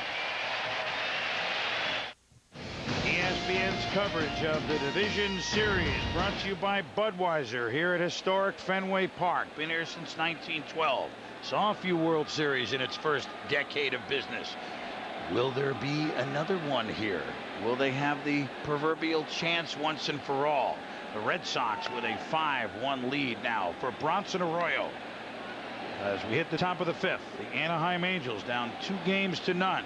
Gotta get something going. Certainly defensively they do. And at the bat rack, 7-8-9, Molina, McPherson, Eckstein are your batters against Arroyo, pitching his first time in the postseason as a starter. Bronson pitched 3 games in the Yankees series last year in the ALCS. Worked in games 2, 5, and 6. Scoreless in the first 2, and then gave up a homer to Posada in game number 6. But this is his first start. And that has to help him. I mean, he's been there, Tony. I mean, you break the ice, you know what it's like. You know how to control that adrenaline. And he has had tremendous control of that breaking ball thus far tonight. He waves at that one, does Molina, and that's a big way to start an inning after your team gets 3 runs. Well, many people in the stands here are dreaming on. One is our Kyle Peterson. Kyle? Here he is, yeah, the Aerosmith frontman, Steven Tyler. Steven, born in the Bronx, but now living in Boston. So how did you get to be a Red Sox fan? Just by virtue of my schedule, it keeps me here, and I'm just feeding off the energy. You know, it's just, this is the year for Boston. I mean, you know, it's going to explode. Now, you told me that your tour schedule is going to allow you to stay through the World Series. What would it be like to see the Boston Red Sox play in the World Series? Oh, please. It'll wipe the slate clean. You know that, I know that. Yeah. Yeah. So they're going to let me sing for the first of the World Series, so I'm there. And that was you sang last year, opening day. I mean, being a Red Sox fan, it's just to sing at the World Series for the Red Sox, first time in so long. I mean, what would that be like? It was sweet. Plus, I got my son walked me out and handed me my harmonica. It's all about that. Yeah? Yeah, it was beautiful. All right, what makes you think this is the year for the Sox? Well, look what they're doing. Look at this. It's insane. It's just a good thing.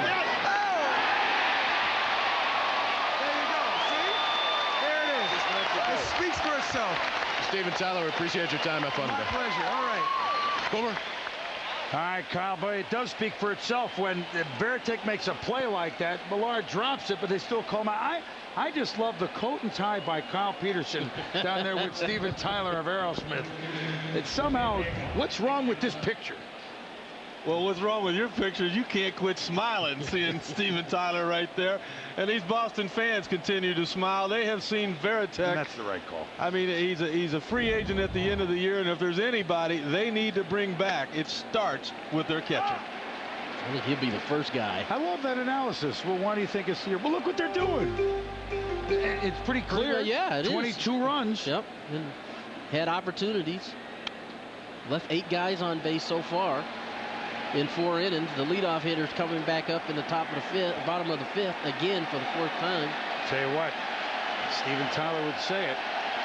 They're playing with the Angels like toys in the attic.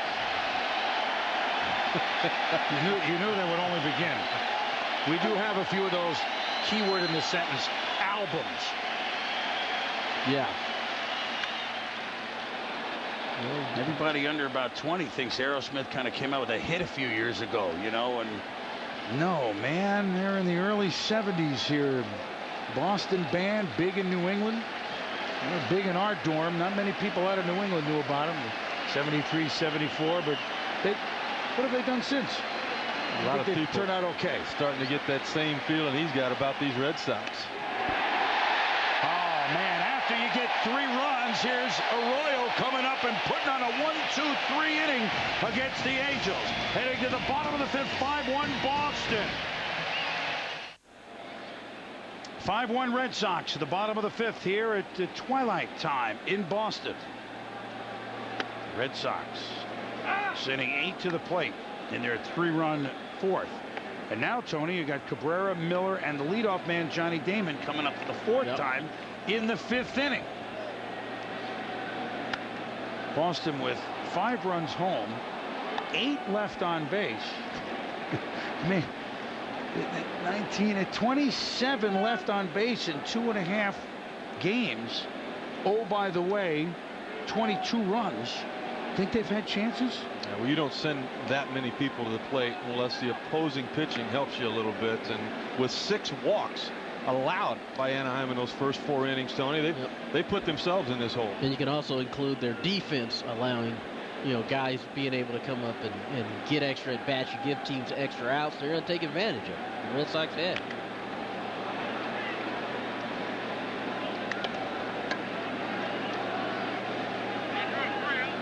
Well, they pretty much helped them defensively every inning.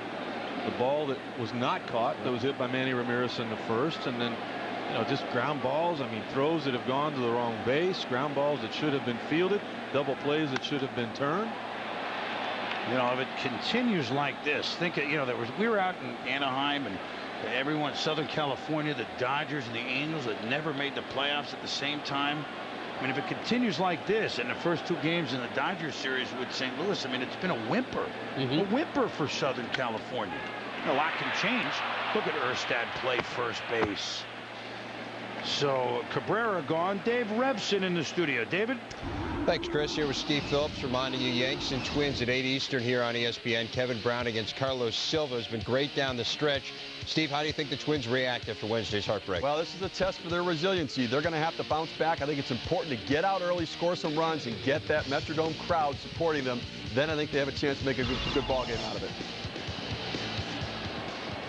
Steve, Dave, thank you. Billy Miller up. And again, you saw them talk about it. John and Joe, Gary Miller, they'll have the game for you tonight at 8 Eastern, 7 Central, and what will be a very loud Metrodome and 5 o'clock on the West Coast. And now look, again, I don't want to suppose anything in the 5th inning. Big picture American League. Boston has a chance to finish this at supper time. Minnesota and the Yankees are in a death match there.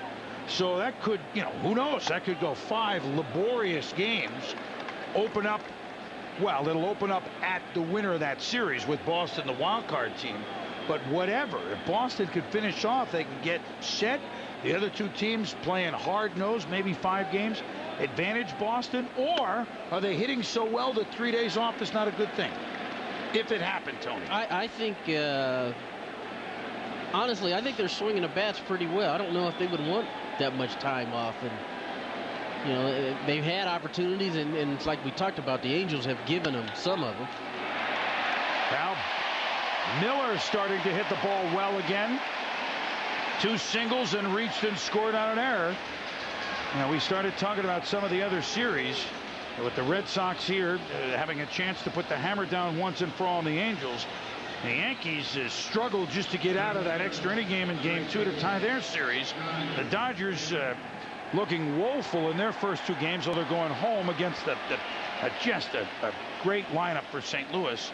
And for Cal home run, the rare shortstop home run to win a postseason game. It keeps that series at 1-1 with rampaging Houston. Oh, what a surprise. Johnny Damon with a base hit. So Damon aboard 3 of his 4 times. Tony, you would know a lot more about offensively what it takes to keep it together than any of us. But the one thing that could help the Boston Red Sox by having that time off, I mean, they pushed him to the limit with that pitch count in Game 2. And you think about the right ankle of Curt Schilling. Absolutely, they want to get Schilling ready to go in Game 1 regardless of who it's against, but they'd also like to give him time, and the training staff and the doctors, to get that pain out of that right ankle, get him as close to 100% as they can. Well, and it would be a complete week for each. Tuesday and Wednesday, as Brendan Donnelly, who did not pitch well obviously in when he entered in game number 2, is up throwing in the pen for Mike Scioscia. We showed all the other series, and there's Schilling. Well, this is what we want to look at this afternoon, Seth. Well, just to see him out there tells you right there. He's only going to go at about 50%. You say, well, that's nothing like what we see in the game from him. You don't see anything like that down there in the bullpen. It's just kind of like taking your thoroughbred out for a little jog in the park. Hey, were we on Johnny Damon here, by the way, before we forget here? Did we have a feeling that this would be a big series for him? But we talked about him as the MVP of the American League, and if not the MVP, I mean, he's got to be in the top 5. I think Vladimir will win the award because of what he did down the stretch, but when you look at what Johnny Damon has done all year long, the runs scored, the RBIs, the home runs, the defense, what a year. Is Curt Schilling out? Well, if he'd been out a minute ago, we'd have had him on, but he was up in the clubhouse listening to us. Yeah, You heard us talk about it. You showed the video of him, and he came out so we could put him on TV. He knew our camera guys would find him. Well, he knew how to play. It was not one of his great outings, but hey, he came here to be with Pedro, ace, and that's the position they put the Red Sox in. They said in the Boston Globe, not thrilling, just Schilling. Yep. Just another postseason victory.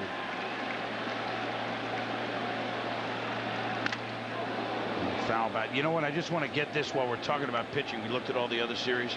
How about Joe Nathan going 3 innings, John Smoltz going 3 innings, Brad Lidge going 3 innings? When can you tell it's the postseason? Yeah, I think that's what's going to test the Minnesota Twins, though. They were 64-1 during the regular season with the lead after 7 innings.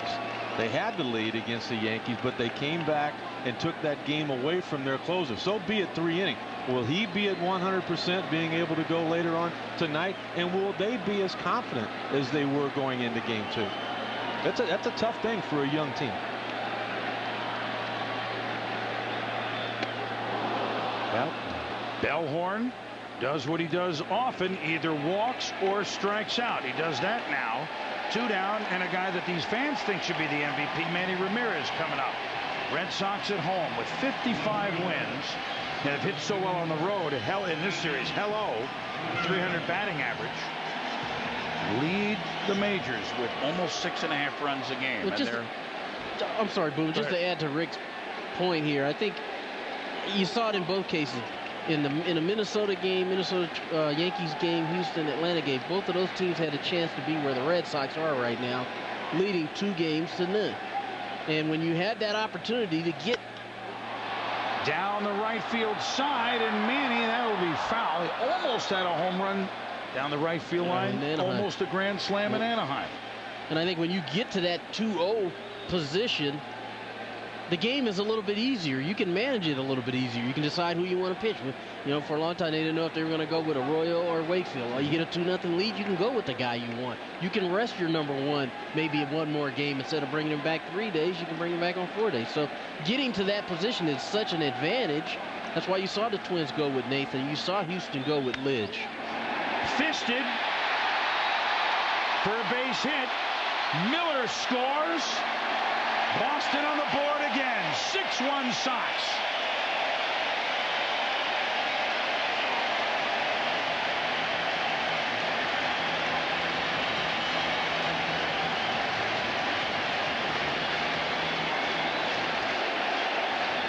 That'll be it for Shields. The Red Sox starting to pour it on. They can taste a move ahead.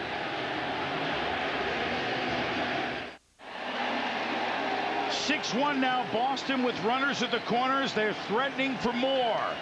They have knocked out the first reliever, Scott Shields, and now Brendan Donnelly. Normally outstanding in the pen, but touched up in game number 2. As you can see the numbers as Boston got right on him.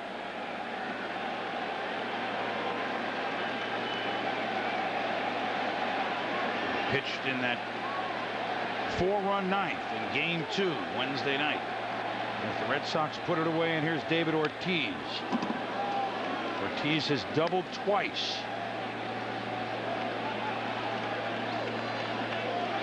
So Ramirez with 2 RBIs.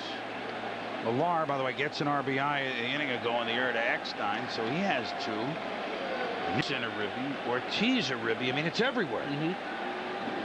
Ortiz and Manny Ramirez so close in their offensive numbers and so close personally as well. Think back to the All-Star game when Manny hit that home run off Roger Clemens in the first inning. All of a sudden he had his second at bat. He took himself out of the ball game so that his buddy David Ortiz could come in. Ortiz walked in the 4th, and then he too hit a home run in the Midsummer Classic during the 6th inning. Way up top. And that's a teammate, Tony. I mean, Manny could have maybe been the MVP of that game. He could have had 4 or 5 at bats, and no, let my buddy get in there.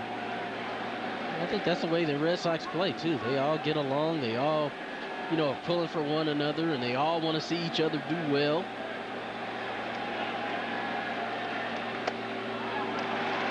Manny Ramirez dancing around at first base. Am I seeing things? No, that caught my eye too. I thought maybe so wait a minute, Damon's at 3rd. I thought maybe Ortiz saw him bluff a steal too, and maybe threw him off. But you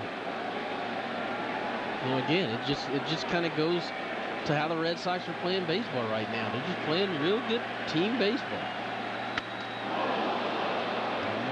High cheese there from Donnelly, which we know he can throw. Kona talked about, I mentioned earlier, Bill Miller not running, not being one of those guys. He said neither would he want Ortiz or Manny Ramirez to run because of one thing. He doesn't want to risk them getting hurt. I tell you what, though, watching this series, 2-2 pitch, as lumbering as they can be, then you look at Vladimir Guerrero and Garrett Anderson on the other side of the fence. They are hurting. You know, Boston's moving better than they are, the big guys. But everybody on their feet. Red Sox fans smelling the kill.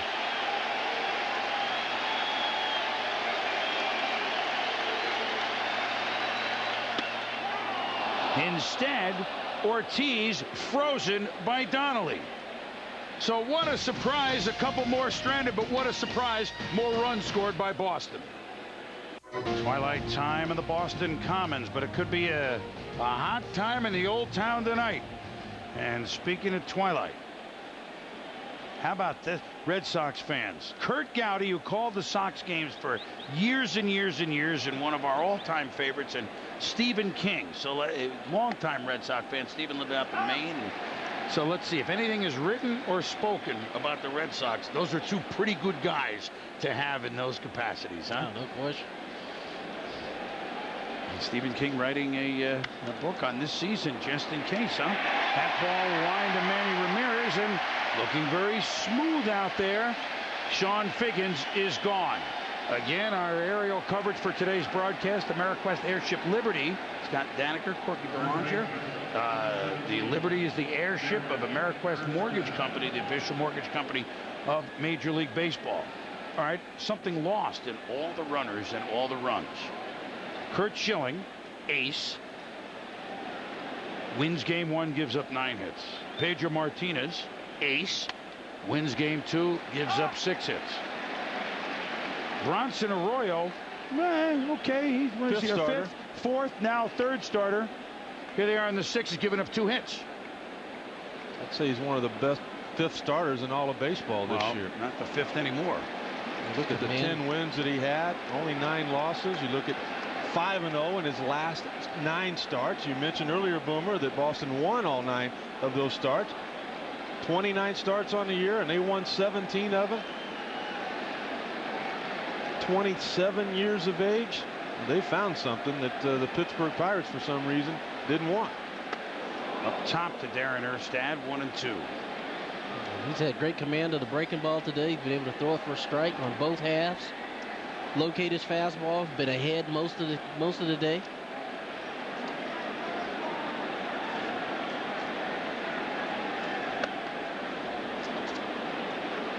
I mean, it just kind of came on, you know. I mean, it was his first full-time season in the bigs. Either with Pittsburgh, he was still up and down with them. Last year, won 12 games in Pawtucket before being on the postseason roster here, and didn't pitch in the opening round against Oakland. And we told you he pitched 3 times against the Yankees, but he'll be pitching again this postseason. Well, you've even got Pedro Martinez making nice defensive plays for them now, Tony. That's what happens when you throw strikes all the time. The defenders are ready. Look at See that. people running out of the way. There's Pedro right there at his glove. Wow. That looked that was smooth. Are they having a good time or what?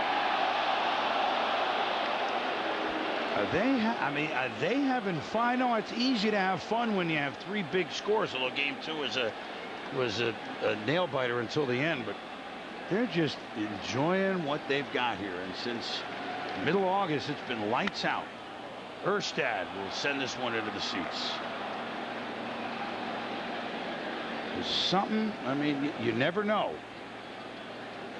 I'm just going to put this out there, okay, because I think I understand the fans here. I've been to this park many, many times as a paying customer for $1 through those years out in the bleachers where those great teams in the 60s, most notably the 70s. And Erstad gets on. I just, if they get to the ALCS and the Yankees aren't there, I'm talking fans now, the players don't care. The Yankees aren't there and they play the Twins and happen to beat the Twins and go on to win the World Series and end the curse of the Bambino.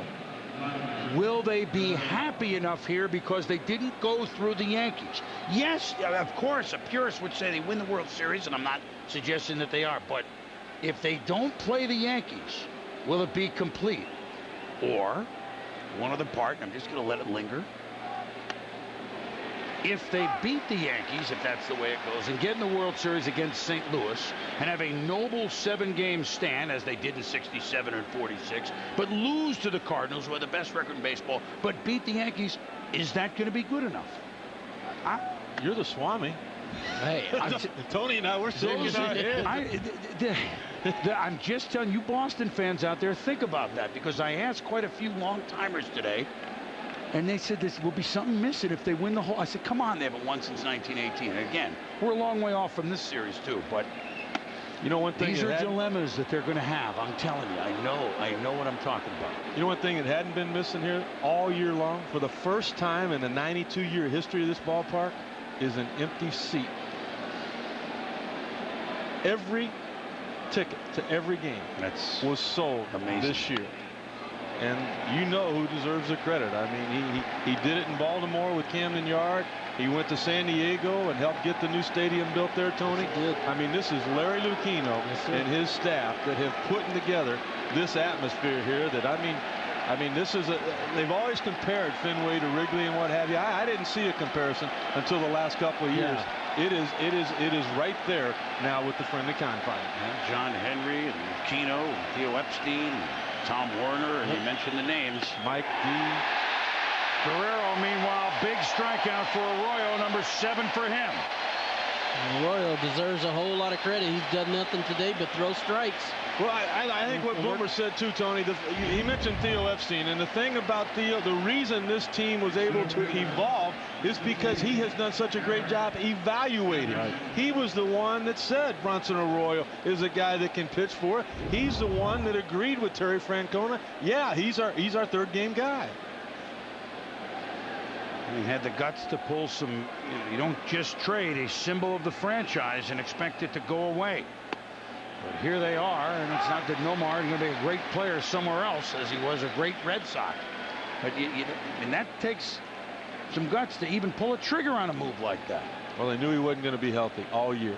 That Achilles problem was not going to go away, and they needed defense to get to where they're at, and they were able to come up with it because Theo made the move that everybody said he shouldn't do. Well, see, I think it's a little bit more than that too, Rick. I think it's not only did they know he wasn't going to play, but I think there was some question as to whether or not he was going to come back next year. So, and from the player's standpoint, you know, they're winning. They're in the hunt. They're fighting, trying to get to this position, and you know, you kind of, that question was lingering almost all summer long, and they had to make a decision, and when they made it, that disappeared.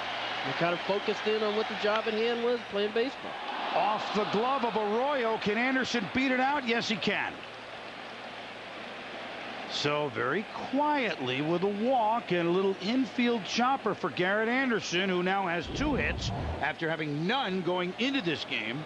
And Anaheim is 2 on. And you hear the hush. You know why there's a hush? Because of the noise made off the bat of the man at home plate right now. There's going to be a discussion on the mound right now because Troy Gloss could put the Angels right back in this thing.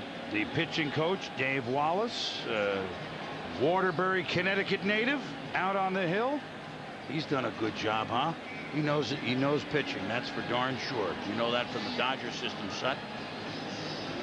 Well, he's been responsible for helping a lot of young pitchers become major league starters, relievers, have a lot of success. Alan Embry, the lefty, up in the pen. Gloss would not necessarily be the guy to deal with. How about this home run that it shattered the Coke bottles? Just and there's a new sound effect. That was disc 2, Tony. Gloss fouls this one off. Well, what does Wallace go out and just say? I mean, Arroyo remembers there was a long home run. What do you tell him? If you walk him, it's not the worst thing. Because that's why they're getting Embry ready. Because we know, Tony, about the drop-off in the Anaheim Angel lineup after Troy Gloss. And the other thing is Gloss is the only one who's taken a real good whack at that breaking ball. Everybody else has been way out in front. Look at where Varitek was sitting up. Just to show him that fastball out there. And now my guess would be you come back with the breaking ball somewhere near that location by design. Linfield pulled around. The second baseman Bellhorn not exactly behind second, but certainly pulled way over, and guarding the line at third is Miller. And that is hit in the hole, but ready for it is Cabrera. And the force over to Bellhorn. And 2 is stranded. The Red Sox are 9 outs away from moving on to the ALCS. Later on SportsCenter, which Kevin Brown will show up for Game 3 in Minnesota tonight? How the NFL plans to punish Jamal Lewis, and the big names to watch for on Showdown Saturday. After the game, ESPN.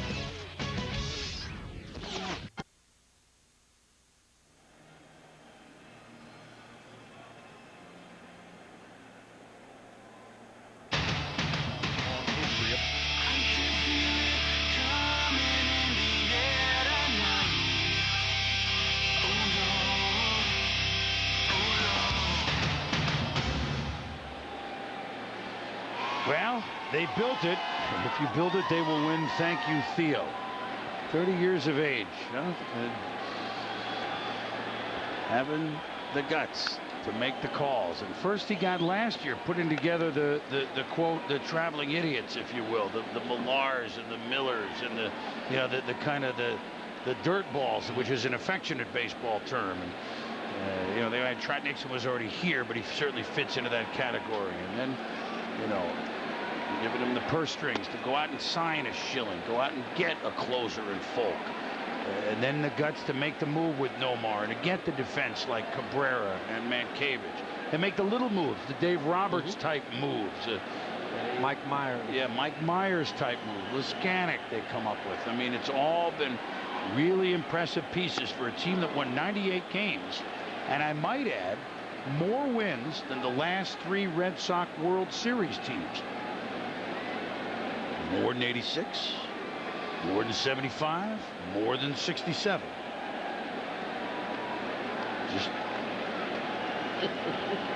Just throwing it out there. They're good. This is a good team. There's no question. Thiel's done a nice job. Trot Nixon, other way. But that's right at Jeff DeVante. Well, Nixon's starting to swing a better bat. Let's head to the studio, fellas. Thanks, Chris. Dave Reps and Steve Phillips with you. High drama Wednesday night. Hideki Matsui, the sac fly in the 12th to even the Yanks series with the Twins in 1. Which team has more pressure tonight in Game 3, Steve? Well, the Twins have to bounce back from a tough loss, but I think they have home field advantage. I think the pressure's on the Yankees, especially with the specter of Johan Santana scheduled to pitch Game 4. Kevin Brown against Carlos Silva, 8 Eastern, ESPN.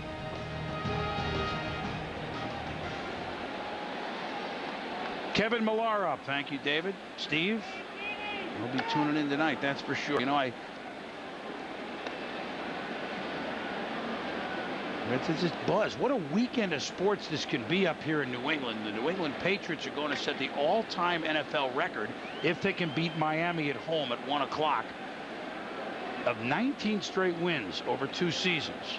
The Red Sox have a chance to move forward to the American League Championship Series. Back-to-back appearances there, and that doesn't happen. Well, that doesn't happen here. They make the postseason, but as far as getting there, not the case for them. No. So, talk about professional sports activity, that'll be in the history books happening on this weekend. They should enjoy it. I mean, I think the players are. I think we see that are enjoying it every day. I'm just kind of walking around town today. I just didn't get that sense. I just got a sense of that this was too easy. They were holding their breath. They couldn't believe that their team has played this well. And granted, now the Angels have not really helped themselves defensively in this series. But, I mean, let's face it, the Red Sox have really swung the bats pretty well. Kyle Peterson with a special guest. I think we know him.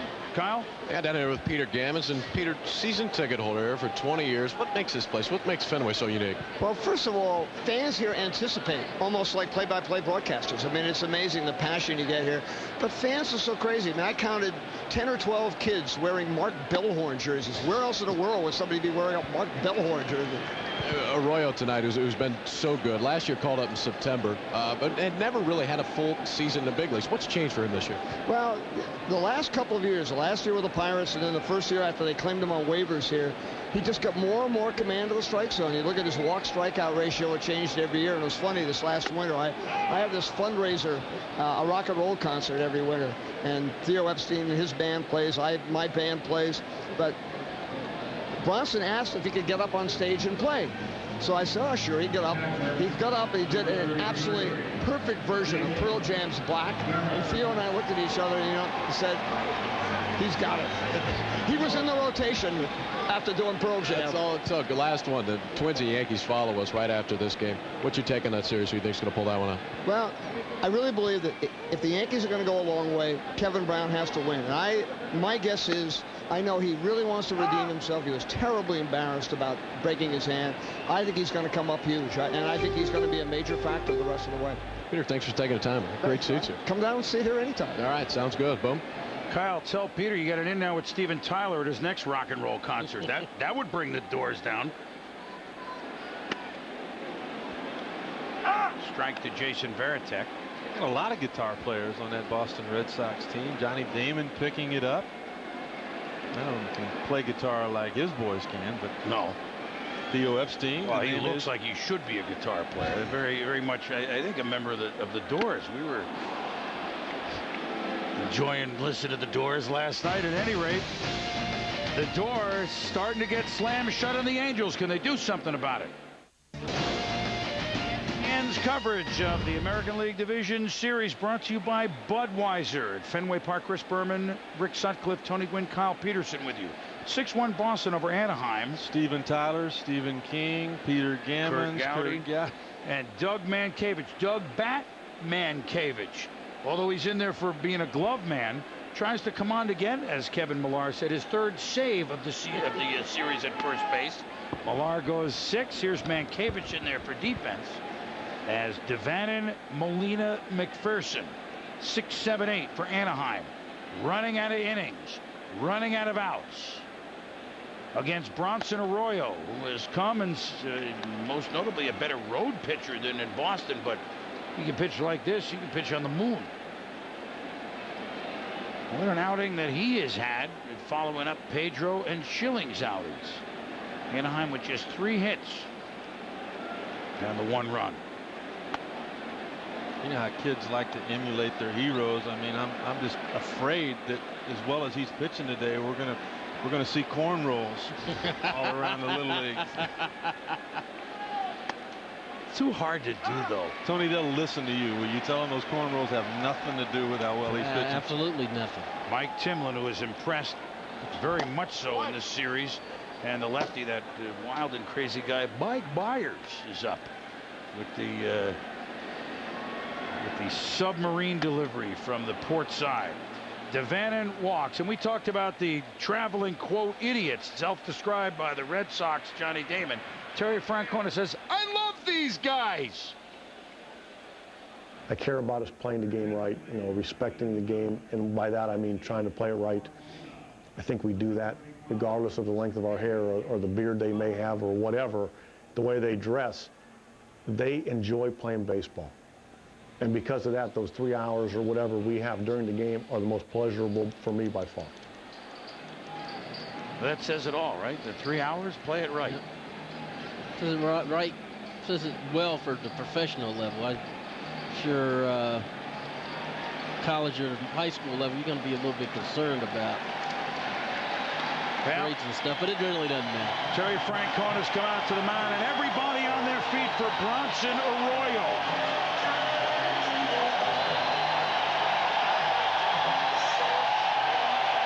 For the 21st time, he's pitched 6 or more, and he leads to a standing 0 and a 6-1 lead. On a day in which the Red Sox lit up the scoreboard again, Bronson Arroyo was stellar on the mound. So he leaves pitching into the 7th inning with just 3 hits. Well, a year ago in the minor leagues, he pitched a perfect game, but that will pale in comparison, Tony, to what he did out there, what started to be this afternoon. Pretty good run here as Mike Myers, the lefty, who will really scrape the dirt with his knuckles to deliver.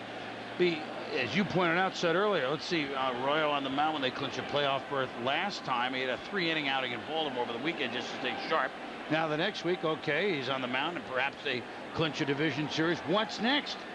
Well, I'll tell you what Mike Myers coming in did. This is Jose Molina pinch hitting for the announced pinch hitter Casey Kochman when Francona went out. So Mike Myers essentially got rid of 2 guys off of Mike Scioscia's bench here. Jose Molina eventually is batting for the catcher Benji Molina. He's going to get rid of more than that because McPherson's heading back to the dugout now, and Adam Riggs has come out to the on-deck circle. So you bring Myers in. And you use up 3 guys. And you use up 3. You could use up 3 guys. But if you're Mike Scioscia right now, Tony, you manage. You got to go for it now. Yeah. You're not going to pinch hit for anybody in those first 5. You whatever bullets you have in your gun on your bench, you got to put them in the chamber. Yeah. So a lefty pitching, you going with righty hitters. You're going to try to play the percentages here. And take 2 here. Oh, I would take 2. 3-0 the count to Jose Molina. Devannon with a walk at first. in there for a strike. So That's you're one saying you thing take again. That's what I would. But that's You need one base thing runners. Myers has done different, Boomer, this year. He really struggled with right-handers the last couple of years. You see him now at times going back up top. He's changed that release point, and he's been more effective along with that. Well, 2 walks have put 2 on for the Angels. They have come back twice in the postseason from 5-run deficits, including a World Series game that will be talked about for centuries in Game 6 against San Francisco. Do they have another one in their holster? So here, as you describe, is Adam Riggs, and now Terry Francona is out, and we expect to see Mike Timlin. So the wheels turning here in the 7th inning as the Angels just try anything to get back in the game, and the Red Sox are trying anything to keep them at bay.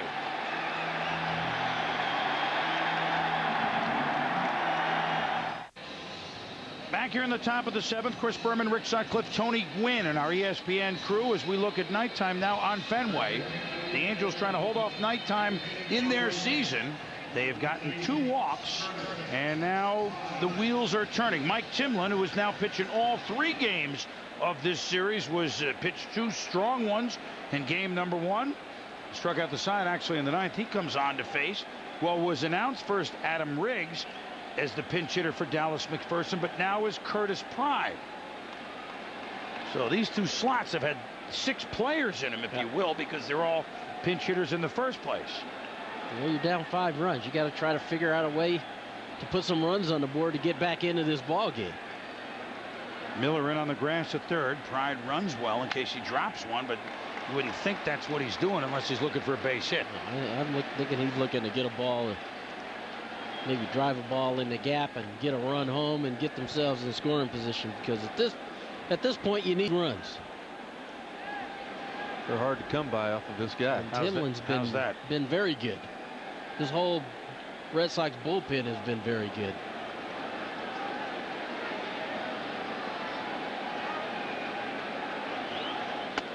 This is great to see both managers do exactly the right thing.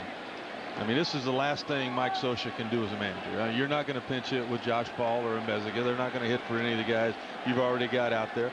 He's at the bottom part of the order, Tony. He's just trying to turn it over to the top part of the order and maybe get Vladimir up there as the tying run somehow, some way. That's exactly right. You're trying to get some guys on base so that when the order turns around, you might have a chance to score. And how about just basically a story and perseverance by a young man, Curtis Pride. Deaf, you know, a great athlete. Boy, a great basketball player from the Washington, D.C. area. And play with the Expos. He's been around, and, you know, hardship, forget about it. He's smile on his face every day, and here he is with a chance to do something in the postseason. You love hearing stories like that. Ooh. Just as we loved in game 2 watching Jim Abbott throw out the first pitch, and just a remarkable career that he had.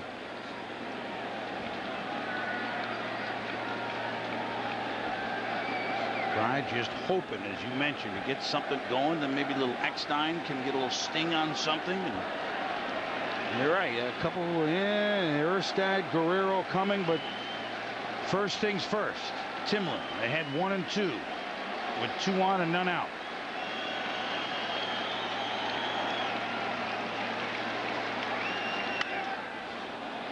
And a flare, and he tried to deep Devan, and he got back there quickly, but ball is snared by Cabrera, and there's 1 out. I don't know, Tony, thinking, you know, about it again. Why not let it bounce right now? Maybe, yeah. You let it bounce now. You tag the bag first. You tag the runner.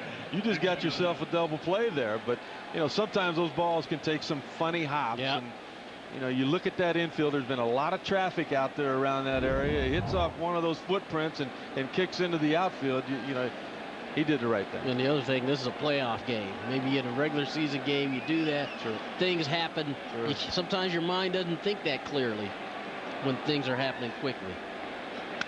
Well, they're counting outs right now. Yeah, they are. Right, they got 8 left. And that's what you're doing. You're in this situation, you're trying to get outs. You'll give up a run to get an out.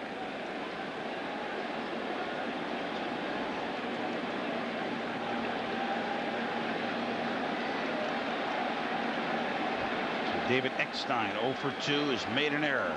We told you at the beginning of the game, came up in the Red Sox farm system years ago. Timlin in there for strike 2. Boy, 38 years and throwing as strong as he ever has. A couple of world championship rings, Mike Timlin with Toronto in 92 and 93. Has a chance at another one.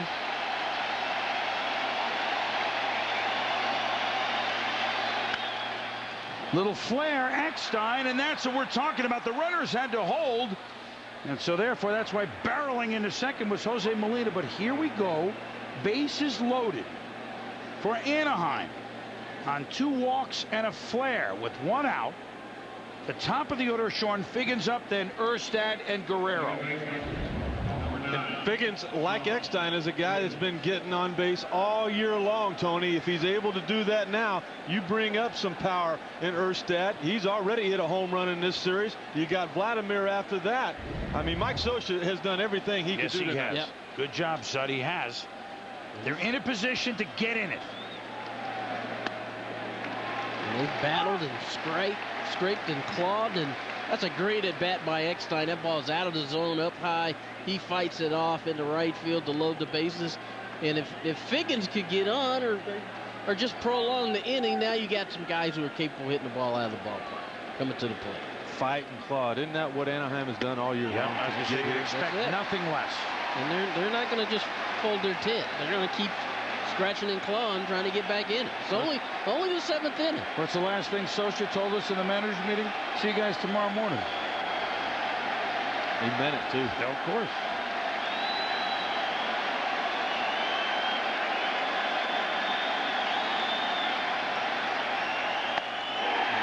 However, Figgins goes out with some high cheese from Timlin.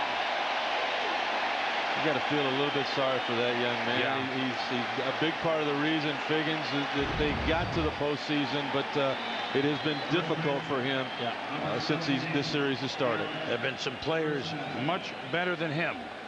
Bonds, Bonilla. Think of the Pittsburgh. You think of our friends on the Astros, Bagwell, Biggio, no longer having that trouble, so he's not alone. Meanwhile, the lefty Alan Embry continues to throw, and the dangerous Darren Erstad is up with the bases loaded. Erstad 0 for 2 with a walk. 4 for 9 in this series, and Hello off one of the crossbars down there in one of the seats. The ball came in there quick. So Devanna, the runner at third base, and Jose Molina. Is he hurt? Oh boy, that wasn't a crossbar. Hey, he's had no chance. Nothing you can do that close. That's tough. I hope he's all right. Devanna, Molina, Eckstein, Liskanek also up, the right-hander, Curtis Liskanek.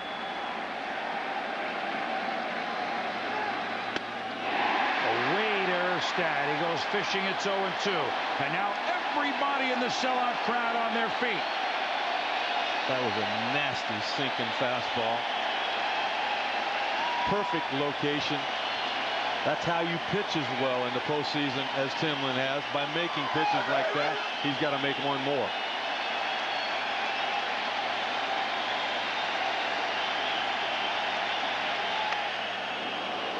Are these not two hard-nosed guys right here, Timlin and Erstad, huh? You feel the grinding going on? Yep, neither one's going to give an inch. Just setting everything up as Veritek has done throughout this series. He set up Vladimir Guerrero with a huge out in game 2. He's trying to do the same thing to Erstad here. You see all of the signs. On the line, but foul.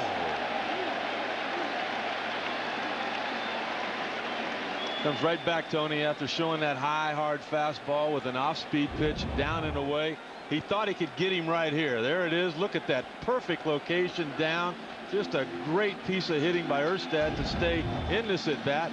Now they'll go out and talk. I mean, this is Veritek taking charge here. He said, you know what? I just did my thing. All right. I mean, you got to give him credit.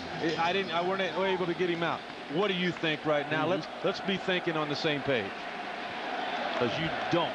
want to face the guy in the on-deck circle as the tie-in run. That's why this at-bat right here is huge. And he went for the kill and the ball away. Erstad did a great job of just fouling it off. Erstad waits it out to 2-2. One pitch away from our favorite. Tony, you watch both of these guys, though. They don't even hear the crowd right now, do they? They've got that calm and that confidence that you feel like. If you're Socia, you feel like Erstad's going to get on. If you're Francona, you feel like Timlin's going to get him out.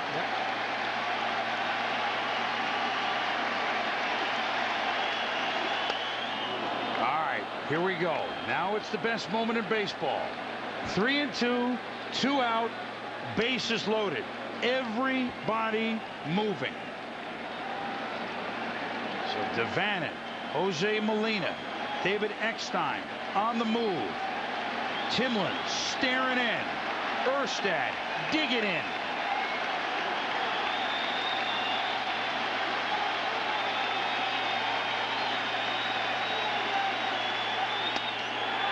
Ball 4.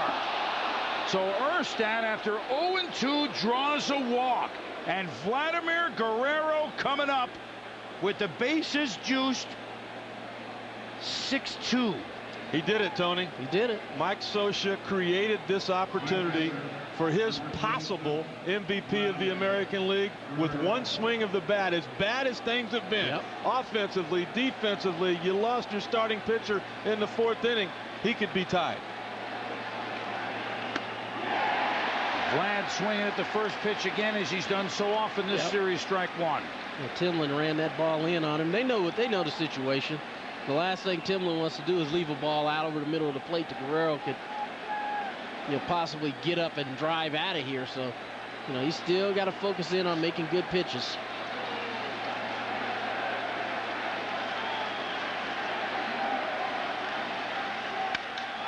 He hits this ball a long way to right. Back it goes. Back, back, back. Gone! Tied up!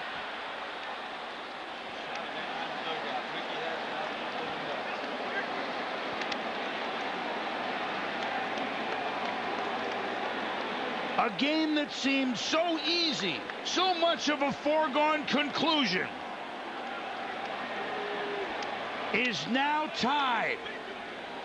Out of nowhere have come the Angels. The silence deafening. Rick, you set it up. This is exactly what Socia wanted. He wanted to give his guy an opportunity to maybe tie this game with one swing and a bat, and look at that.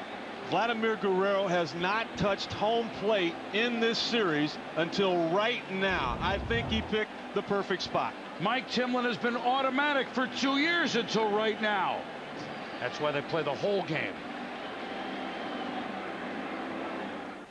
Vladimir Guerrero, noticed by his silence in this series, silent no more. Grand Slam has changed everything as the Angels scrapping, clawing, as Sutton, Tony, you've described, and we now have a new game.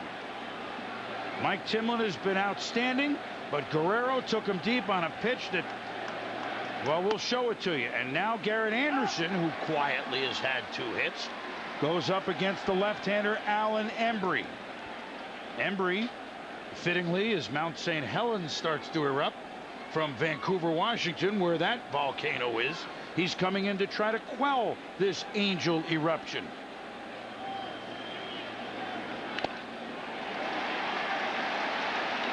Good breaking ball there by Embry. A guy that throws a high percentage of fastballs, too. I agree with you, Tony. He wouldn't have moved around as much as he has if he'd have been that consistent with that breaking ball. He's been real good in that Red Sox uniform.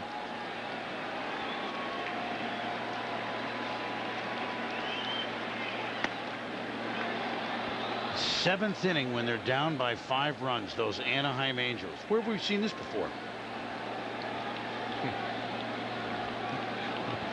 You got some Giant fans that are mad at you right now. No, I'm one of them. I'm mad at me. Well, I think it's a testament to Mike Socia. Yep. These guys did not quit. They kept pecking away, and it wasn't glamorous at bats by Molina or by Eckstein.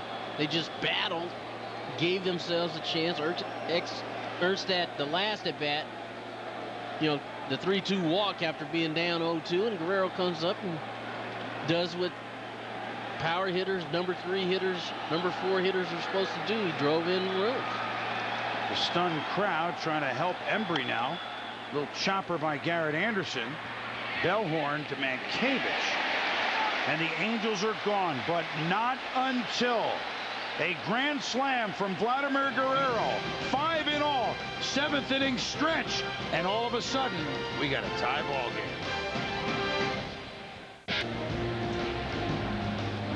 Evening in Boston, a stunned Boston, because Vladimir Guerrero's grand slam has helped the Angels hang a 5 spot in a game that Boston seemingly had in hand.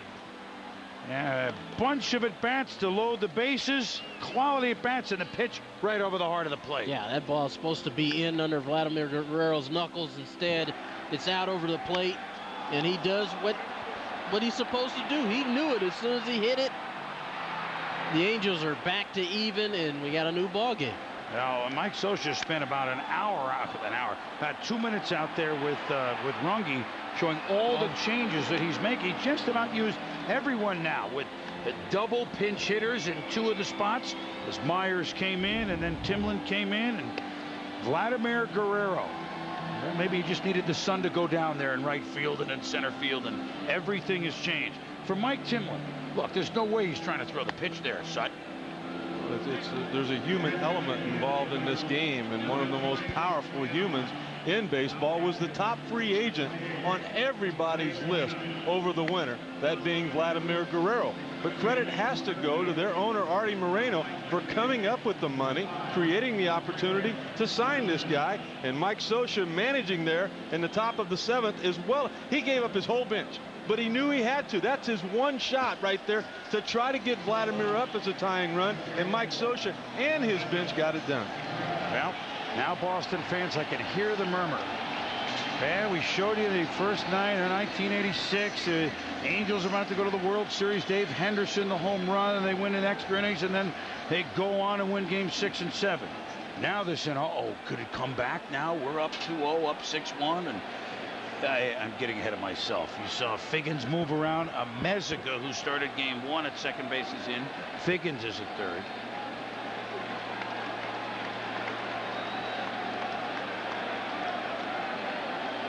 And now, all of a sudden,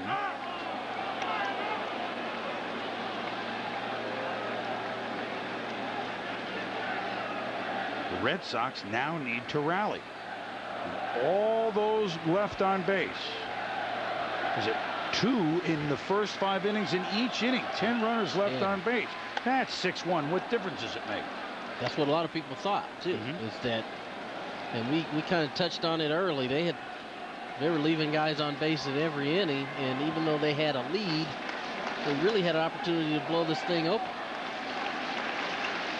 And it really didn't show itself until Guerrero's ball went out of the ballpark, and now all of a sudden it's a 6-6 game. Talk about a story of perseverance as Cabrera strikes out. Well, we'll talk about it in a minute. Here's Dave Revson in the studio. Thanks, Boomer. Here with Steve Phillips. Sports Center after the game, then Yanks and Twins, pivotal 3rd game.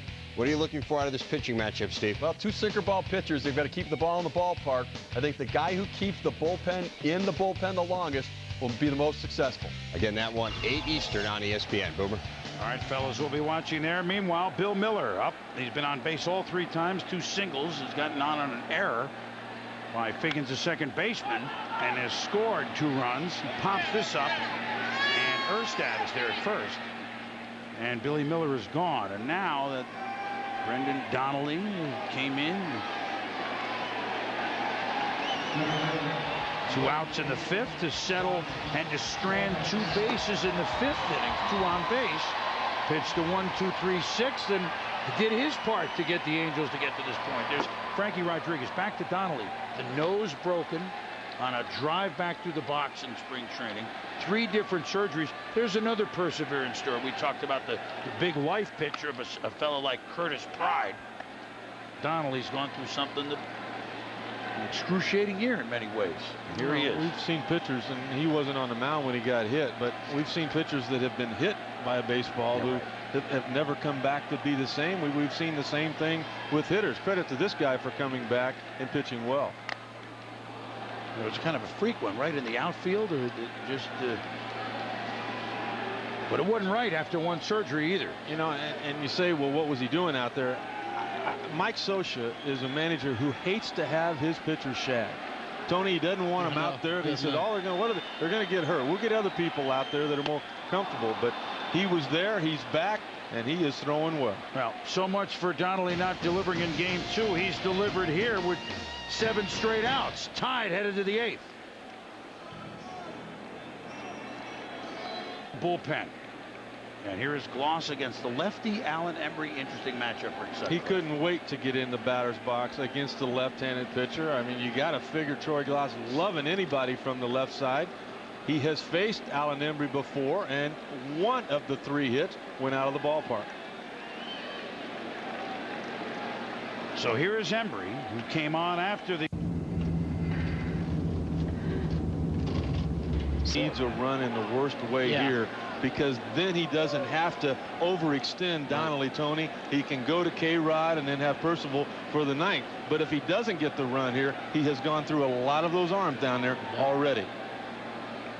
Embry just appeared briefly. Got 1 out in game number 1, but he, like Timlin, pitched 8 of the 12 postseason games last year for Boston. Very quickly, the count 2-0 as Embry's got to be careful with Gloss.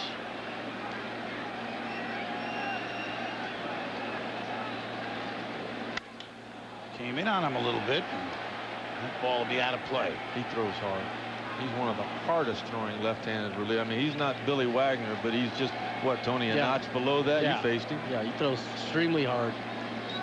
Thing about it is straight, though, you know, and a guy like Troy Glaus, he realizes where he is in the Angels lineup right now. He's looking for a ball that maybe he can drive out right center field, right field. Getting to the bottom third of that of the Angels lineup where they pinch hit, and you got guys like, you know, Molina's still down there, DeVannon's still down there. You know, you're looking for a quick strike.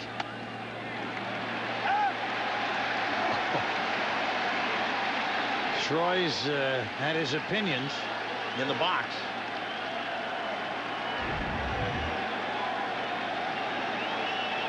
He's got a reason to be upset. We saw one just like that earlier in the ball game that was called a strike on him.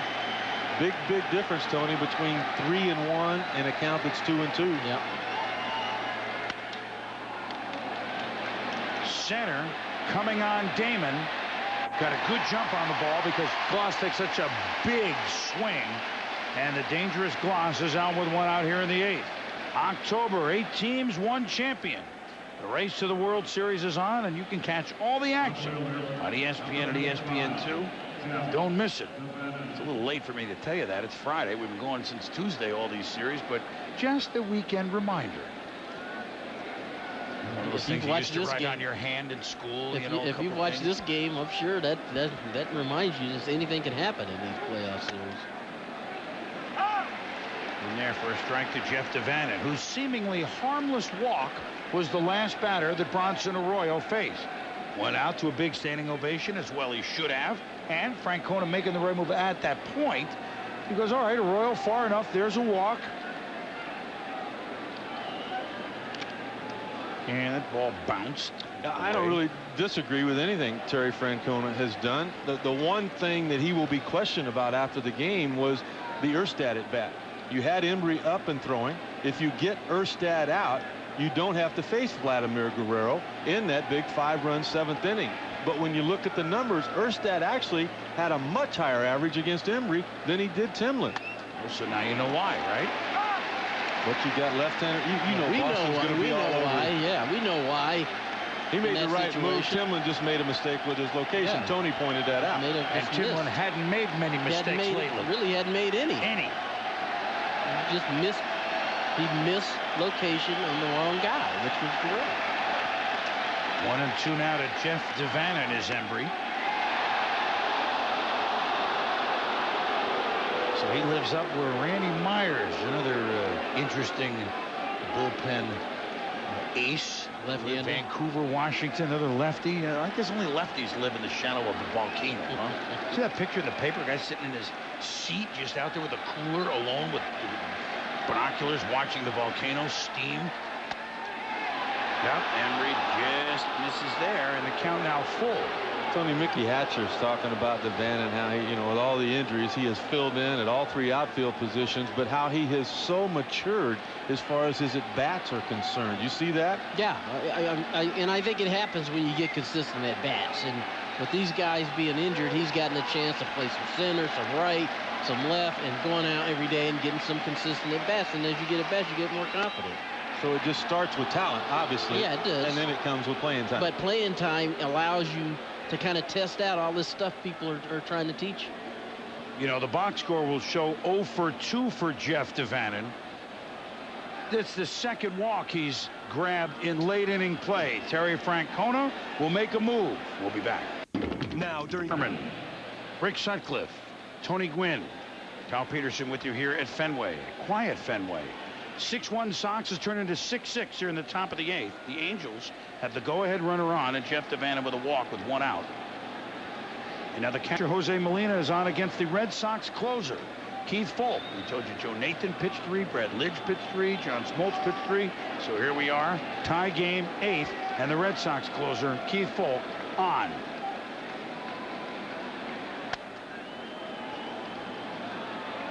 First pitch way up top. Well, you got an opportunity to run here, Tony. You got a right-hander on the mound. Devannon 18 for 21 in a stolen base department. You don't look for a whole lot of power out of Jose Molina. He's a backup catcher. I mean, maybe a little bit of motion, maybe a hit and run, maybe just a flat stolen base. Maybe. A new pitcher in the game.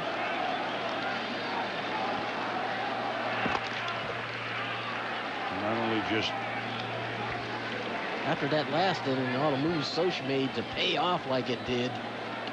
He needs a recliner. You got to figure he's got the hot hand right now. Anything he pulls out might work for him. He's the guy in that seat looking at the volcano. That's exactly right. They don't have a lot of moves left, but there's one of them. Oh, hitting and running. Took a shot at it. Away. Good jump by Devannon. Yeah, Devannon had a good jump. Molina had a tough pitch to try to handle. He tried to hit it to the right side. And by a guy swinging at a pitch like that it was the hit and run, and Mike Scioscia did try to play that hot hand. There it is. You see him take off. You see him look back at the hitter to see where the baseball was. Outstanding base running there by the young outfielder. What was the Go ahead, Seth. count you hit and run on, would you say, most of the time with San Diego State? Actually, at State, we hit usually 1 strike. Kind of let the hitter get ahead where you figure he's going to get a good pitch to hit. Nothing doing on the base pass there, and a big swing and miss from Jose Molina. Full pitch, an inning in the 3rd. Wednesday's game. A little slider in a perfect location. Folk a different sort of closer, not the flamethrower that you get with a guy with 35 in the 40 saves. Best pitch is his changeup, but he's got a pretty fastball, good little breaking ball. Other way and foul for Molina. Well, Rick, you were asking me as a coach when I like to play hit and run. As a player, I love to do it with 2 strikes. Because really, with 2 strikes, that's kind of the last thing they would expect. And if you were a guy, that could handle the bat, there'd be plenty holes to shoot at with 2 strikes. So Scioscia's not going to do that here. And so if Devannon decides to go, it's going to be a straight steal on his part. But I kind of agree with Scioscia in the sense that the Red Sox have really just tried to put the pressure on the Angels, and the Angels haven't been the ones to respond. And now you get even, and now you kind of want to get back to playing the kind of baseball that got you here. They need to be aggressive here. He was going. Boy, you're right. And why not? I mean, you don't expect a lot of offense from Molina. You don't expect a lot from Amezica. I mean, he's a guy that had very few hits all year long. He was leaning right there.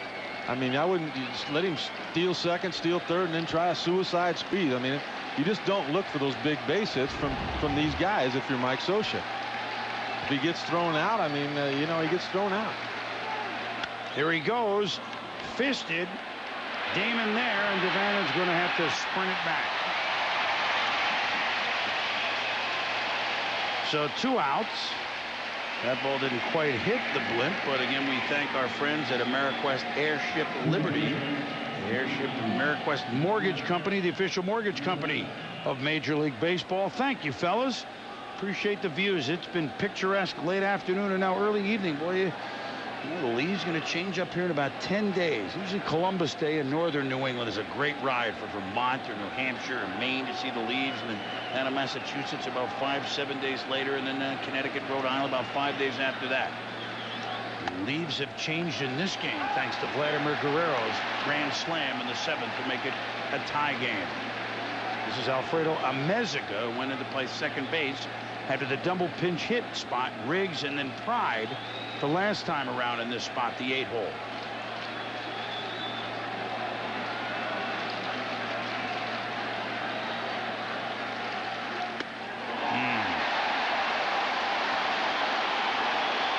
Good changeup right there by Falk.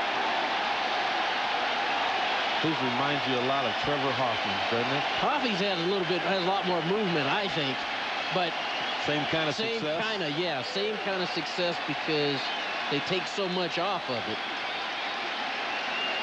Falk usually in a position of a save situation. He's hoping that he can come away with a win. Pitch out, nothing going.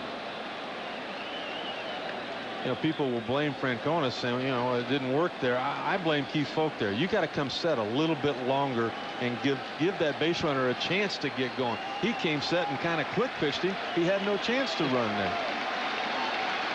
You got to sell that pitch out a little bit better than what he was able to do there.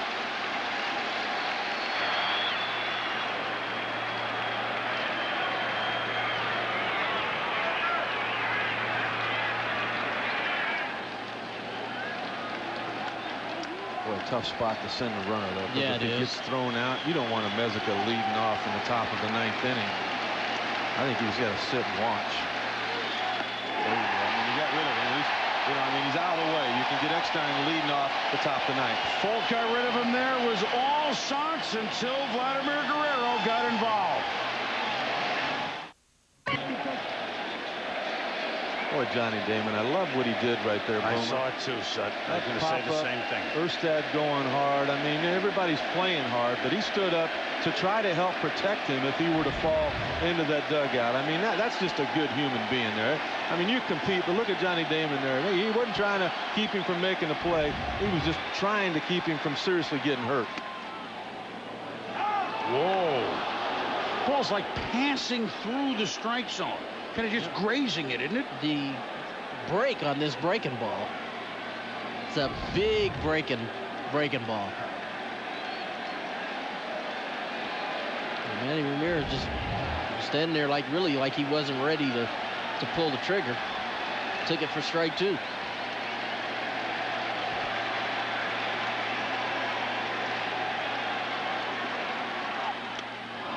And he pulled a chain on that one, and Ramirez has struck out. 2 down in the 8th.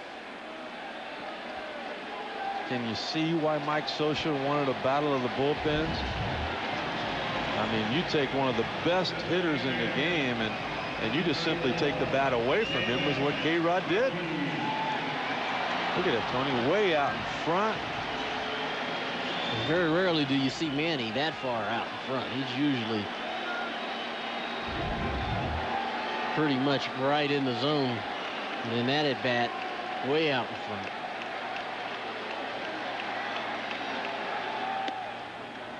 If I'm not mistaken, the bullpen for the Angels, bullpen numbers only 8 strikeouts. You know how Brian Runge gets down to look at the pitch, and then he stands up to make that strike call?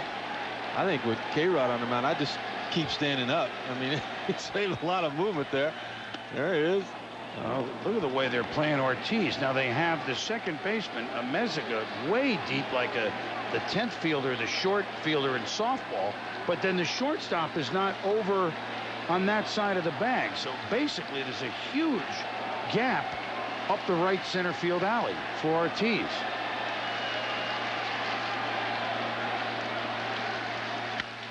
And that's where he goes, maybe. But this will be quite a throw. Almost by Amezaga. Almost like he needed to hit the cutoff man from the outfield. He made a nice Almost play. made it. I think you got to go to the bench now if you're Terry Francona. An infield hit here by Ortiz up the middle. Look at him hustling down the line, Tony. And you guys have a way of smelling those base hits. Well, when you can see, when you got a chance to beat one out, and this is his second infield hit in the series. See him beat that ball out. So 2 doubles and then this single.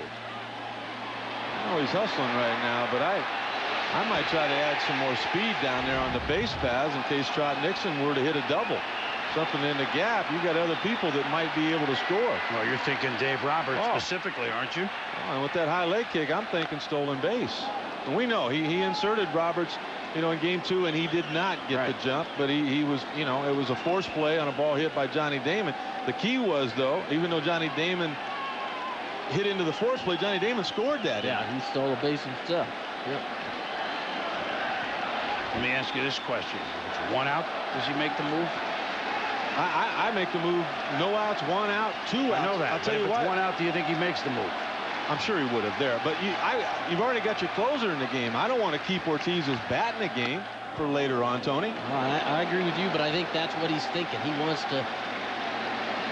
You see Runge jump out in front of the plate there. I guess K-Rod must have said something, but I think that's what he's thinking. He's thinking, this extra inning game, I don't want to take one of my best bats out right now for an opportunity to score a run. Now, if Nixon walks or gets himself in scoring position or gets Ortiz in scoring position, it might change his thinking then. From first base, sometimes it's kind of hard to guarantee a ball in the gap he's going to be able to score or not, so wait till you get him in scoring position. And Nixon with a huge at-bat in the 9th inning of game 2. Now has the count at 2-1.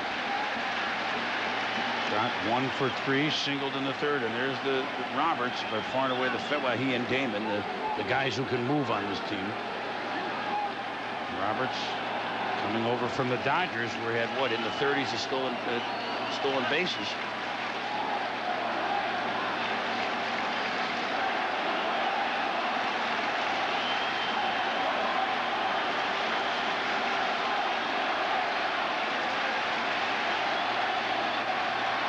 Remember, that was Mankiewicz you saw, not Millar,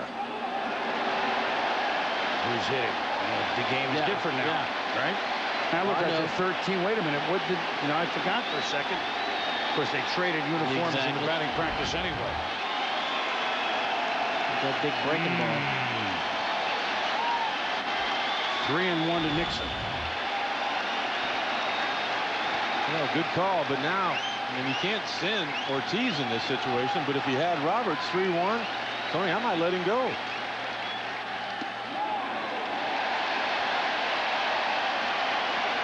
Well, Nixon will walk. Ortiz to second. It doesn't change your move. Let's see if he makes a move now. Don't you have to? I think you do now. Well, what's so...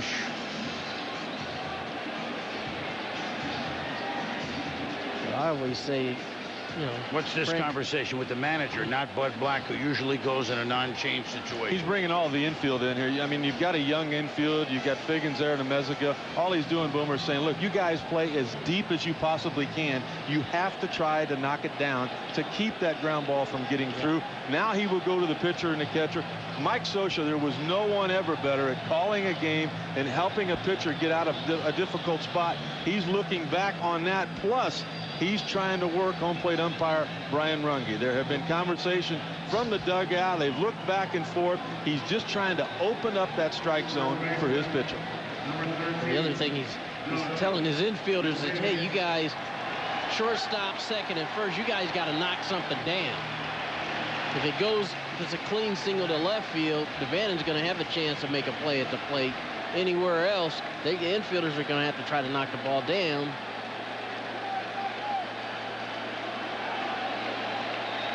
Remember the other night, Mankiewicz dropped a perfect bunt down for a base hit. Figgins is giving him that again.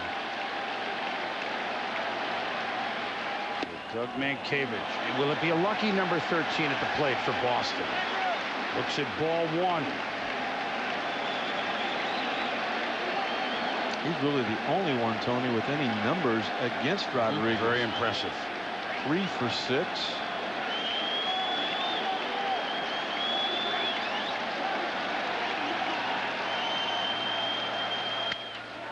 Ground ball. A Mezega flip to Eckstein, and they make the play. Well, Mike Scioscia backed them up to where they had time to make the play. He's done this before. Still tied.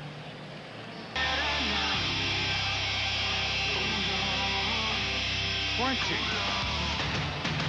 Smiling.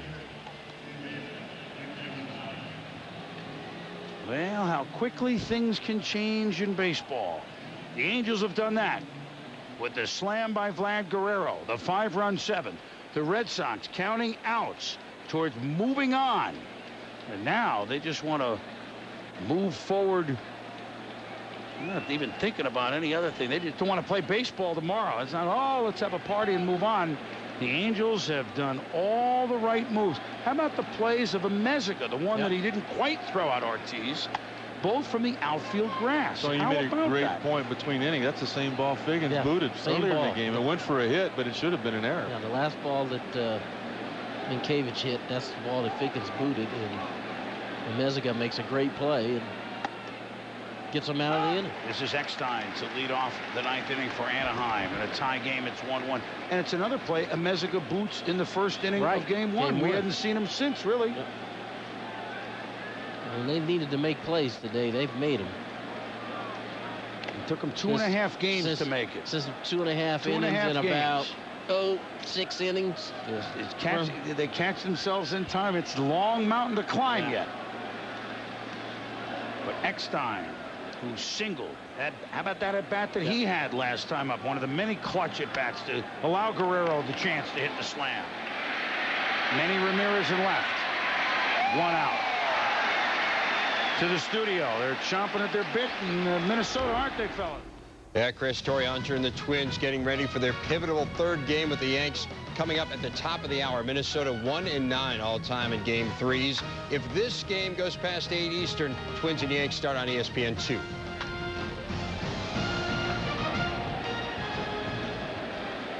All right, Dave, thank you. 1 out on the top of the Angels. Sean Figgins. 0 for 3 and a hit by pitch shows bunt charging Miller just in case. I think there's ever been a guy who needed a base hit, it's probably Sean Figgins. He's a hug. Just something to hug get going. And a base hit. Something positive.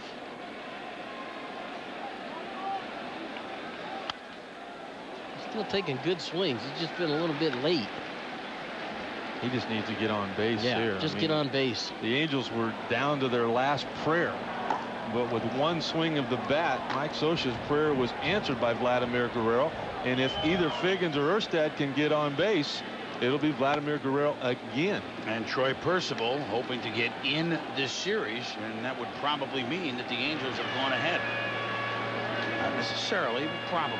Once again, that's why this at bat right here is huge.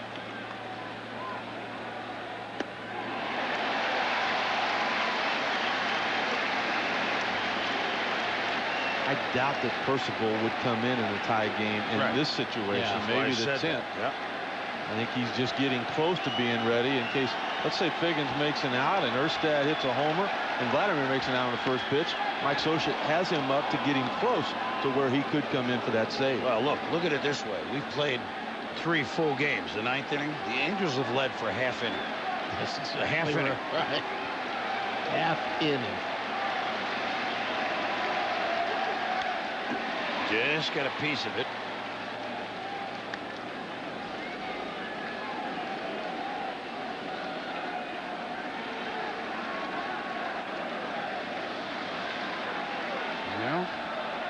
Biting the end of that glove there, isn't he? 3-2 pitch. Figgins drops one to left in front of Ramirez. So he's on with the go-ahead run in the 9th for Anaheim. And that's a huge at-bat right there, because now you got a guy on base who could run, who could steal you a base. You got a guy at the plate who can handle the bat. Figgins, 3-2 pitch, battles hard, lines his ball to left field. You got a guy with 34 stolen bases down there. He's going to have the green light. He can go whenever he wants. Erstad, as good as there is, Tony, in this spot, protecting that runner.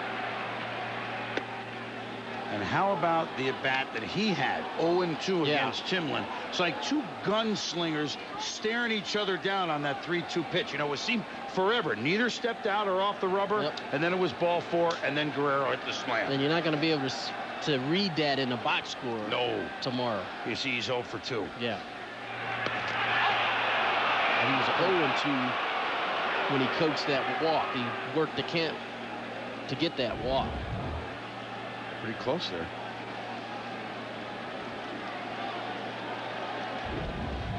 Walk did drive in a run. He made it 6-2. And then the slam. Well, he's leaning. At some point, he's going to go.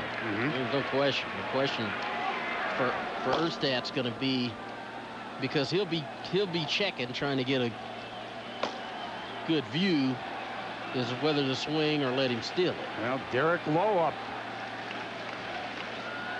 The end of the year, and most of the year is the number 3 starter, and that one misses to Erstad. What an eye he's got at 2-0. So now Lowe has been this team's closer, an all-star closer. No, he's up and throwing, and I know that Vladimir Guerrero's 2 for 9 off of Derek Lowe. Vladimir's 2 for 2 with a homer off Keith Falk, but can't imagine you bring him in here. I don't think so. Look at Erstad. Is there a better player this time of the year? He's great. I've said it for 3 games. You feel the grind all the way up here when he's in the batter's box, don't you?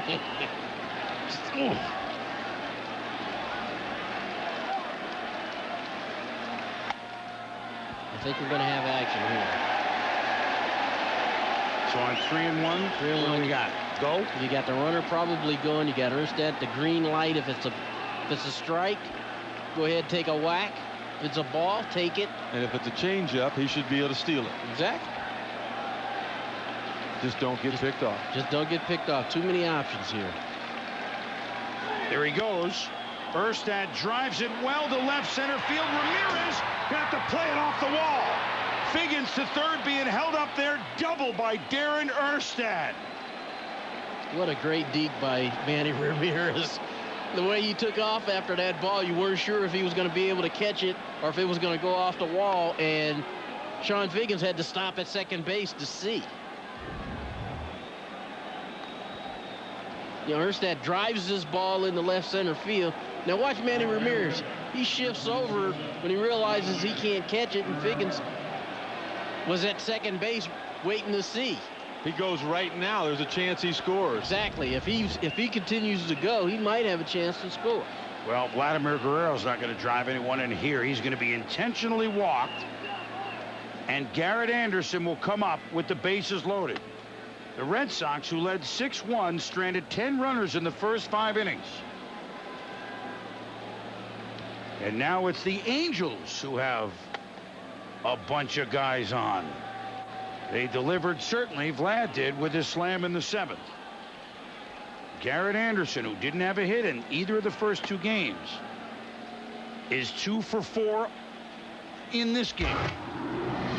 Now, last time they had the bases loaded, bang.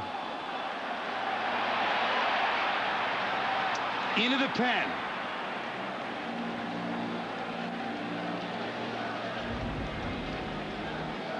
And with that helmet that, I don't know what that is on there. Big difference, huh? They woke up, didn't they?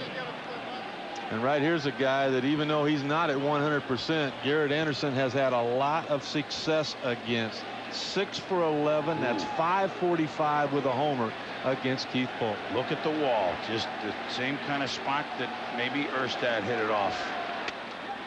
Although he comes inside, that's certainly not a wall pitch there. Strike one, big pitch full. I'm really surprised he even started him out inside with a fastball. You know, I think even Garrett's up there knowing he's going to try to get him out of the way. It's just a matter of if he can stay back and hit a ball to left field or not. That'll be foul. And now Folk advantage has 2 quick strikes on Garrett Anderson. Pretty gutsy from Folk coming inside twice. Maybe that's Veritek, Rick. Maybe Veritek says, hey, let's change it up on him. He knows we've been going away. And he's had success against him in the past. I agree with you. Let me just bust him in under his knuckles, see if we can surprise him.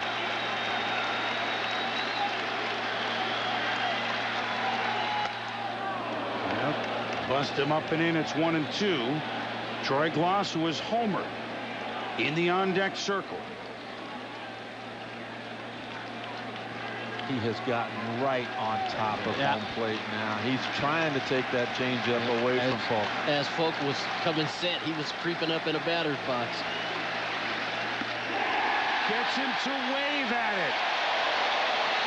What a big job by Folk, and Garrett Anderson, you figure, would just be able to loft one. That's all they need with a fast man at third, but he couldn't get it done. Tony, as a hitter, a lot of times you will feel the catcher move behind you.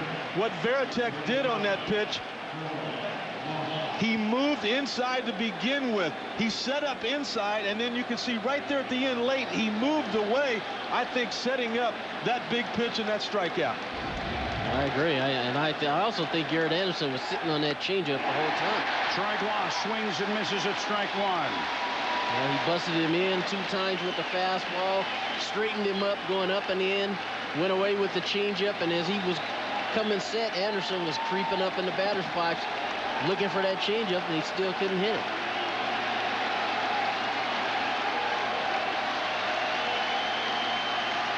Gloss steps out. Figgins, Erstad, and Guerrero. They want to be on the move. Folk wants to sit Gloss down. Buzzes him inside. 1-1. Veritek, Cabrera, Miller coming up for Boston, bottom 9. That's a good pitch right there. Not trying to hit anybody, just letting him know. Well, got a batsman would be the go-ahead run. Yeah, I got to get inside. I got to get you conscious of this ball inside.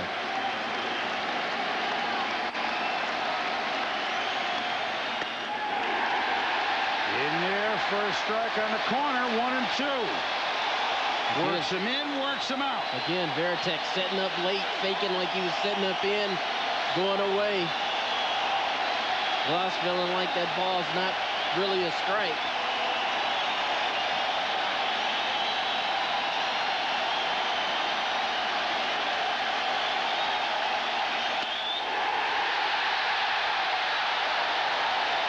Yes, he gets him.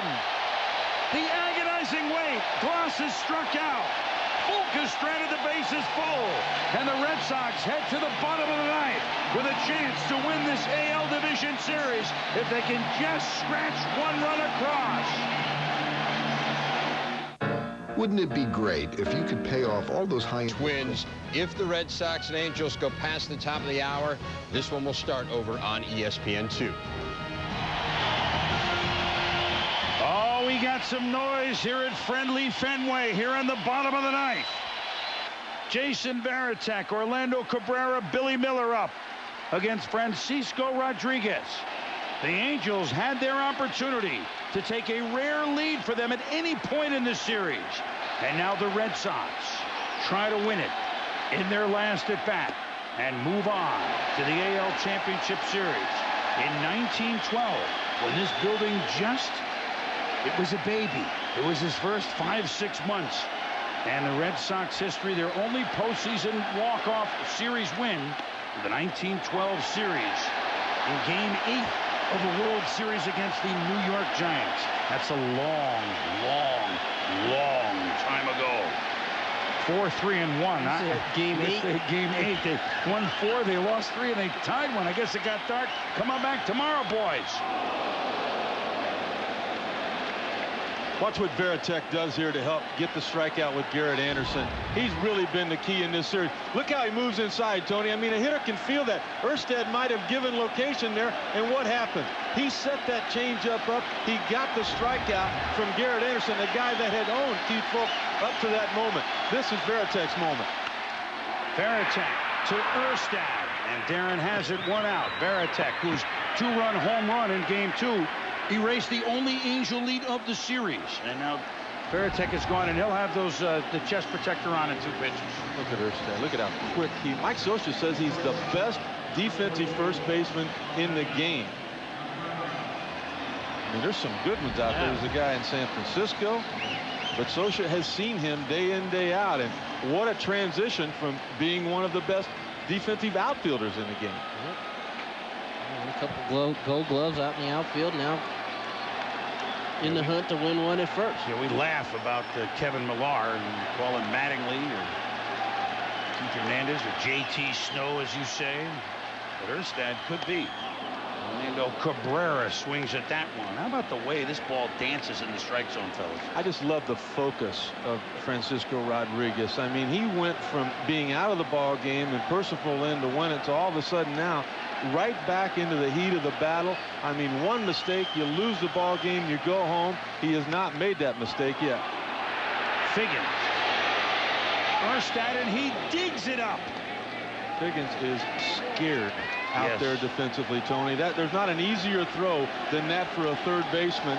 And without Erstad, he throws it away, and it possibly could have been a runner in scoring position. I don't think there's any question. He's definitely thinking about every time a ball is being hit to him. And he gets this ball in plenty of time to set his feet and make a good throw, but just throws short. And Erstad does what Gold Glove first basemen do. They pick up their teammates out there, and he did a great job picking that ball out of the dirt. Scioscia might be right. Erstad, he's making catch and fly balls down the line. Billy Miller 2 for 4, scored twice. It happened right off the bat for Figgins. Top of the first, 2 outs, nobody on, and Manny Ramirez hit that top spin to him, and he just hasn't been the same defensively since. Way outside, 1-1. I marvel, Boomer, at these relievers this time of the year. All of the appearances that they've had, all of the pressure-packed situation. This guy only pitches with the lead or the game tied late in the game, and yet still throwing well. Chop, but that'll be wide of first.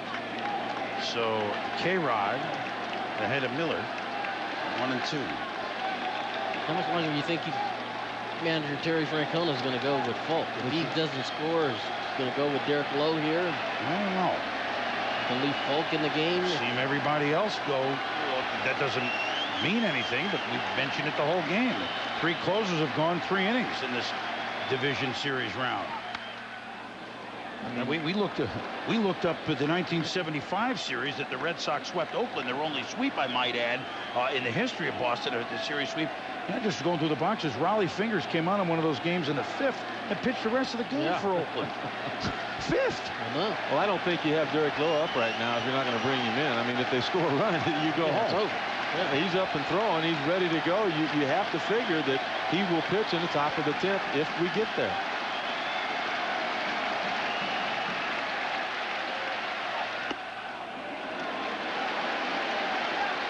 Miller works the count to 2-2. 2 out, none on, bottom of the 9th. Red Sox led it 6-1, stranding 10 other runners in the first 5 innings. Vladimir Guerrero's grand slam in the 7th tied it at 6. Glad you could join us here at Fenway. The Angels have scrapped and clawed. The Red Sox have been so impressive at the bats. Chris Berman, Rick Sutcliffe, Tony Gwynn, Kyle Peterson. It's a thrill to bring it to you. Miller to left. Jeff Devannon is there. And let's play some more, shall we? Going to extra innings at the Fens. All right, Dave, because we are not done here. The Angels have come from way back to tie the Red Sox, and now we go to extra innings. If the Angels are going to exit this playoffs, it's not going to be very easily. And now, as Sut, you suspected, Derek Lowe, who was on the hill 2 years ago to clinch this very round against Oakland, getting with the bases loaded, Terrence Long, Game 5 in Oakland. Now Lowe, much of the year the #3 starter, has come on to pitch relief. Kind of funny, he wasn't good enough to start this game, but he's good enough to come on and pitch in extra innings. And you had to go somewhere if you're Terry Francona. The reason is Keith Falk left everything he had in his body on the mound, getting out of that jam in the top of the 9th inning. Derek Lowe has had experience in the postseason. We saw him in the postseason in this role last year against the Oakland A's. Started and relieved last year.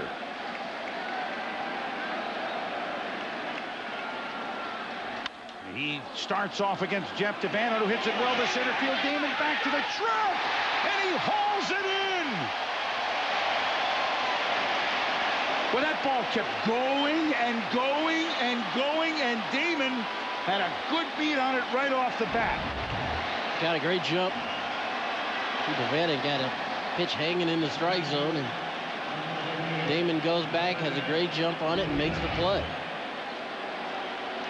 I was going to say, this was the part of the lineup that Soch really had to work to give the middle part of his lineup a chance to get him back in the ball game a few innings ago. And so, again, you got Molina here. Well, you know you have Molina here. It's just which one. Yeah, this is Jose Molina. And then a Meziga after him. And so, very tough on the Angels here. Offensively, somebody's going to have to try to swing the bats and get something going. Well, Derek Lowe is a guy that depends on his defense, and he was leading all of baseball in unearned runs allowed until they were able to acquire Cabrera, the shortstop. When he's at his best, he's a sinking fastball type guy, gets a lot of ground balls. I think Johnny Damon is vastly underrated defensively himself. That was a nice play he made. Especially in this ballpark. With all that room on the right side of this field here. That was a heck of a play. It was. That ball was about to rattle off the garage door out there in center field. And who knows which way it would have bounced. Nobody knows. The hit out there. Earlier the shadows, then the garage door. It's always a mystery. Who knows what evil lurks? The garage door, dude. Yeah. How about Derek Lowe having to change his mindset? You know, all of a sudden, you're not one of the starters. We'll see how we use you. We'll see what, be ready. I mean, he's been a closer before. Ball 4, buddy. I was going to say, I thought that was ball 4. Does he want to hit that bat? Yeah, I guess he was so locked in. Well, the Angels, the Red Sox have found out what everyone else in the American League has found out. And no quitting them, right, Mike Socha? Well, they won't know. They're going to go out there and play their game. For a team for us not to win a series, a team is going to have to go out there and beat us, and that's a good feeling when you're managing a club, because they're not going to give the other club anything. They're not going to quit when they get behind, and they're not going to quit when they get ahead. These guys are going to play the game hard all the way out. So the other team's got to step up and beat you, and that makes us feel good. Yep, Mike Socha's Angels have knotted this thing at 6. Lowe thrown over to take a look at Jose Molina. I mean, I can't believe there it is. The bunt laid down, and a tough throw, nicely done by Bill Miller. So Meziga bunts it. Molina to second, and it wasn't that. That was a nice play there. That was a great play by Billy Miller. Meziga put it down exactly where you needed to put it down, and Miller came a long way for this ball and bare hands and throws right on the money. Well, here's a big picture now, right? Here's a team that couldn't field or bunt for 2.5 games. But all of a sudden, exactly, Boomer, we're starting to see productive outs from Anaheim. They led the American League in that category this year. Mike Socha didn't expect the Meziga to drive in a run or even get a hit, but he has seen David Eckstein get a lot of hits. A hit right now could mean the lead.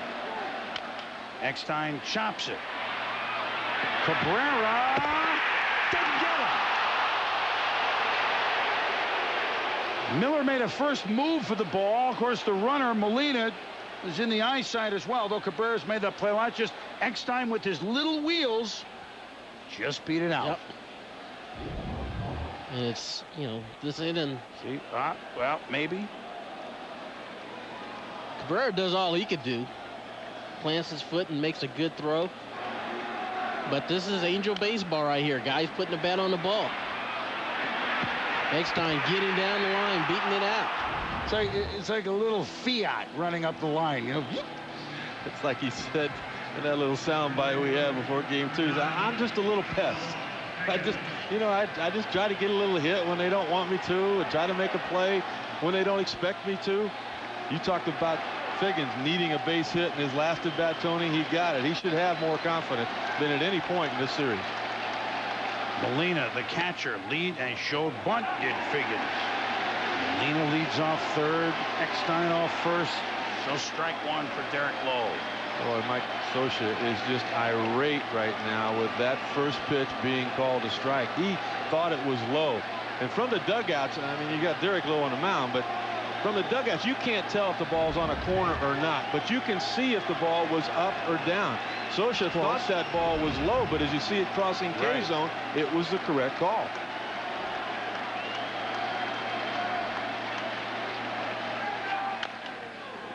Up the middle, Cabrera over to first and gets the speedy Figgins. So the Angels strand 2. Lowe does the job. Boston has a chance to win it in the bottom of the 10th. Bottom of the 10th here at Fenway. And Orlando Cabrera, knowing that Figgins had wheels. How big was he on this slow chopper, fellas? Oh, just huge. I mean, not too many shortstops are going to make this play. And you see, Eckstein was already at second base. He had to go to first base, and with the way Figgins could run, he knew he had to get rid of it in a hurry, and he made it look easy.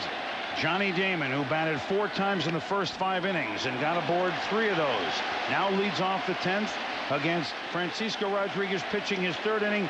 You just have the feel that Damon will somehow find a way to get on. Well, Boomer, and you talked earlier about closers throwing 3 innings. And sometimes it worked with Smoltz, sometimes it has not. Ooh. We haven't seen too many swings like that from Damon, have we? No, we haven't. We've seen a lot of them, though, since K-Rod came into this game.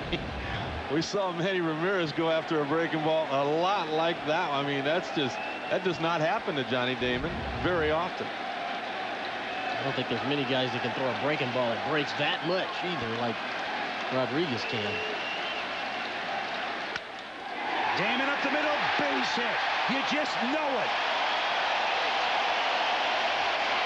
On board for the 4th time tonight, the 10th time this series. The guy's, he's one of the best leadoff men that we've seen in a while. This is breaking ball, backdoor breaking ball, stays on it, hits it back where it came from. That breaking ball didn't have as much break as the one before that, but he was right on it. Now Mark Bellhorn up. The guys with the migraines now are the Angels, thanks to Damon Sutton. Got a bunt here.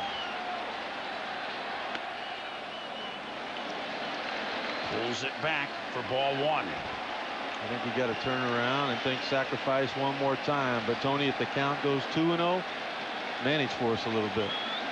Try to steal. Well, for me, I'm bunting. I'm bunting here. The whole way. I'm sacrificing the at-bat to get this guy in scoring position. I know they're going to walk Manny Ramirez, and I'm going to take my shot with Ortiz up there. One. Figgins, can he make this throw? Man, he made it difficult, but a big-time play. Eckstein was unbelievable on this ball. This could have been another error for Figgins. He made the right move. He went in the right direction. He was in to begin with.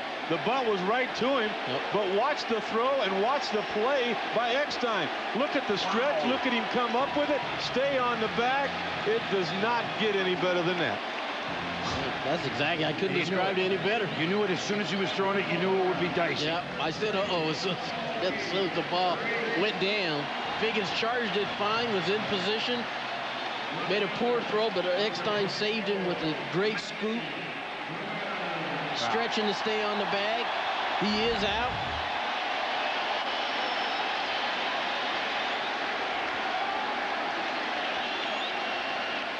And now the pinch runner for Bellhorn at first as Manny Ramirez. It's Pokey Reese out there. Yeah, that's right. But he'll go to second. Instead of Roberts, exactly. Right. Pokey Reese, the pinch runner, who, if Boston doesn't win it here, will obviously stay to play in the field for Bellhorn.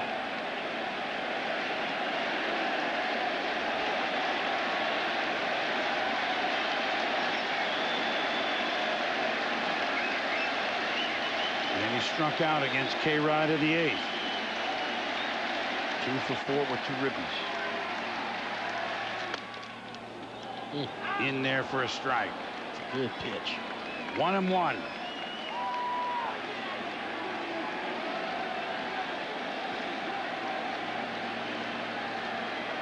There's that 7-6 game we were talking about the other night, huh? Came from nowhere. Yeah, just, I mean, even tonight's game, you wouldn't have expected it, especially the way things were going early.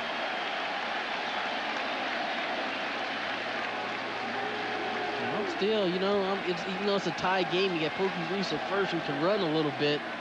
That big leg kick by Rodriguez, I still wouldn't be afraid to maybe try to steal a bag here. Always that chance for a wild pitch, too.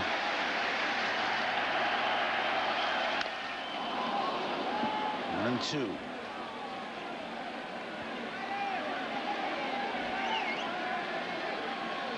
I agree with you, though. If I'm Terry Francona, I've got to push the issue a little bit right now. Your closer's gone. Most of your bullpen is gone. You got one of your starters out there already.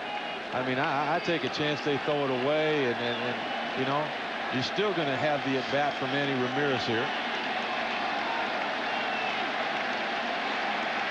I agree with you. I'm going to push the envelope. I got a 2-0 lead in the series. You know, at the very least, I'm going to be back here tomorrow, so I'm going to push it a little bit.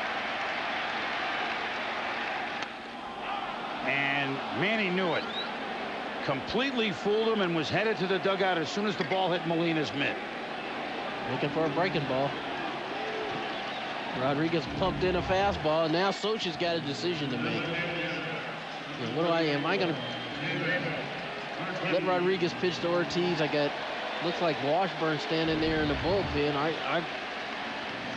Yeah, but he's now, he says John Lackey for tomorrow if there is one. I know there's no tomorrow unless you win, but I'm not so sure Washburn doesn't start tomorrow if we get there. Well, we'll know in about 20 seconds. He's going to discuss this one. Yep. And everybody in. We'll huddle up on the mound. This is where you look into the eyes of that reliever to try to see what's in his heart and soul as far as the truth is. What do you got left? I mean, this is, you have to admire Rodriguez, Tony. And for Soch, this is an easier job than it is for a lot of other managers because he's been behind the plate. He knows when a pitcher's starting to lose a little bit. Good call, making a move. Will it be Washburn? You would think. So much for that theory. Frankie out.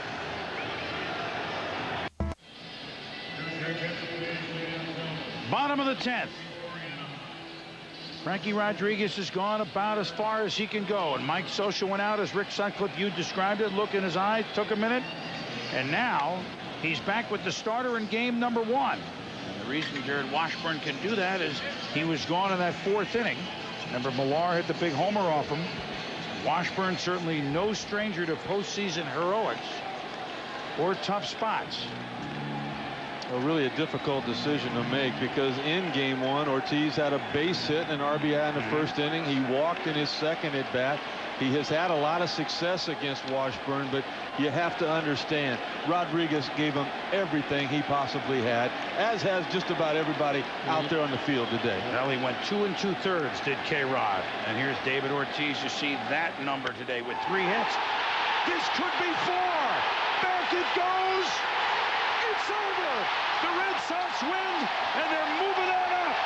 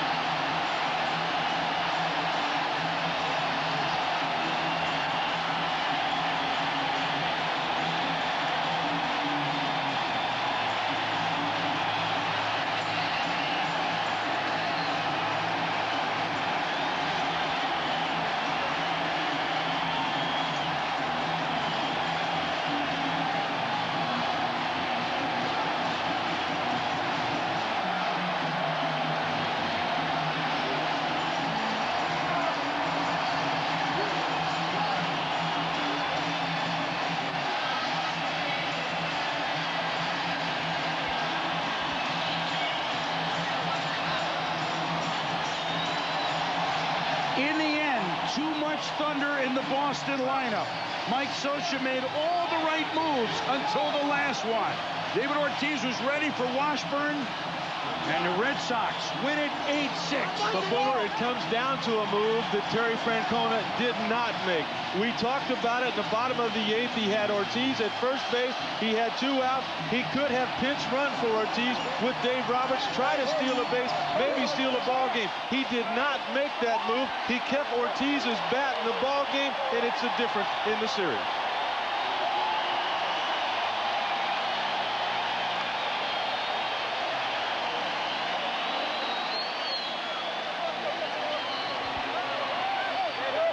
So for the second year in a row, the wild card Red Sox bounced the AL West champs because David Ortiz saw one pitch and he unloaded.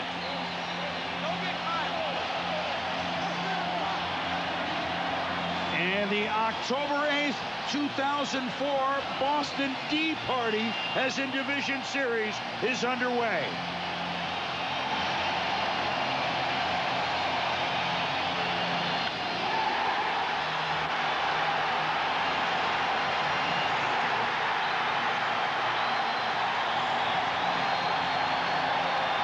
They've just got a lot of answers at the plate, huh, guys? They do. Rick Sutcliffe, Tony Gwynn enjoyed it. Enjoyed it. As always, Boomer. Will this year be different for Boston? You cannot go on and think World Series unless you start winning series. Only their second sweep in franchise history in the postseason. They made it then in '75 when they swept Oakland. The final, an Ortiz's homer in 10. Red Sox 8, the Angels 6. For all of us at Fenway, thanks for watching. John Miller, Joe Morgan in Minneapolis.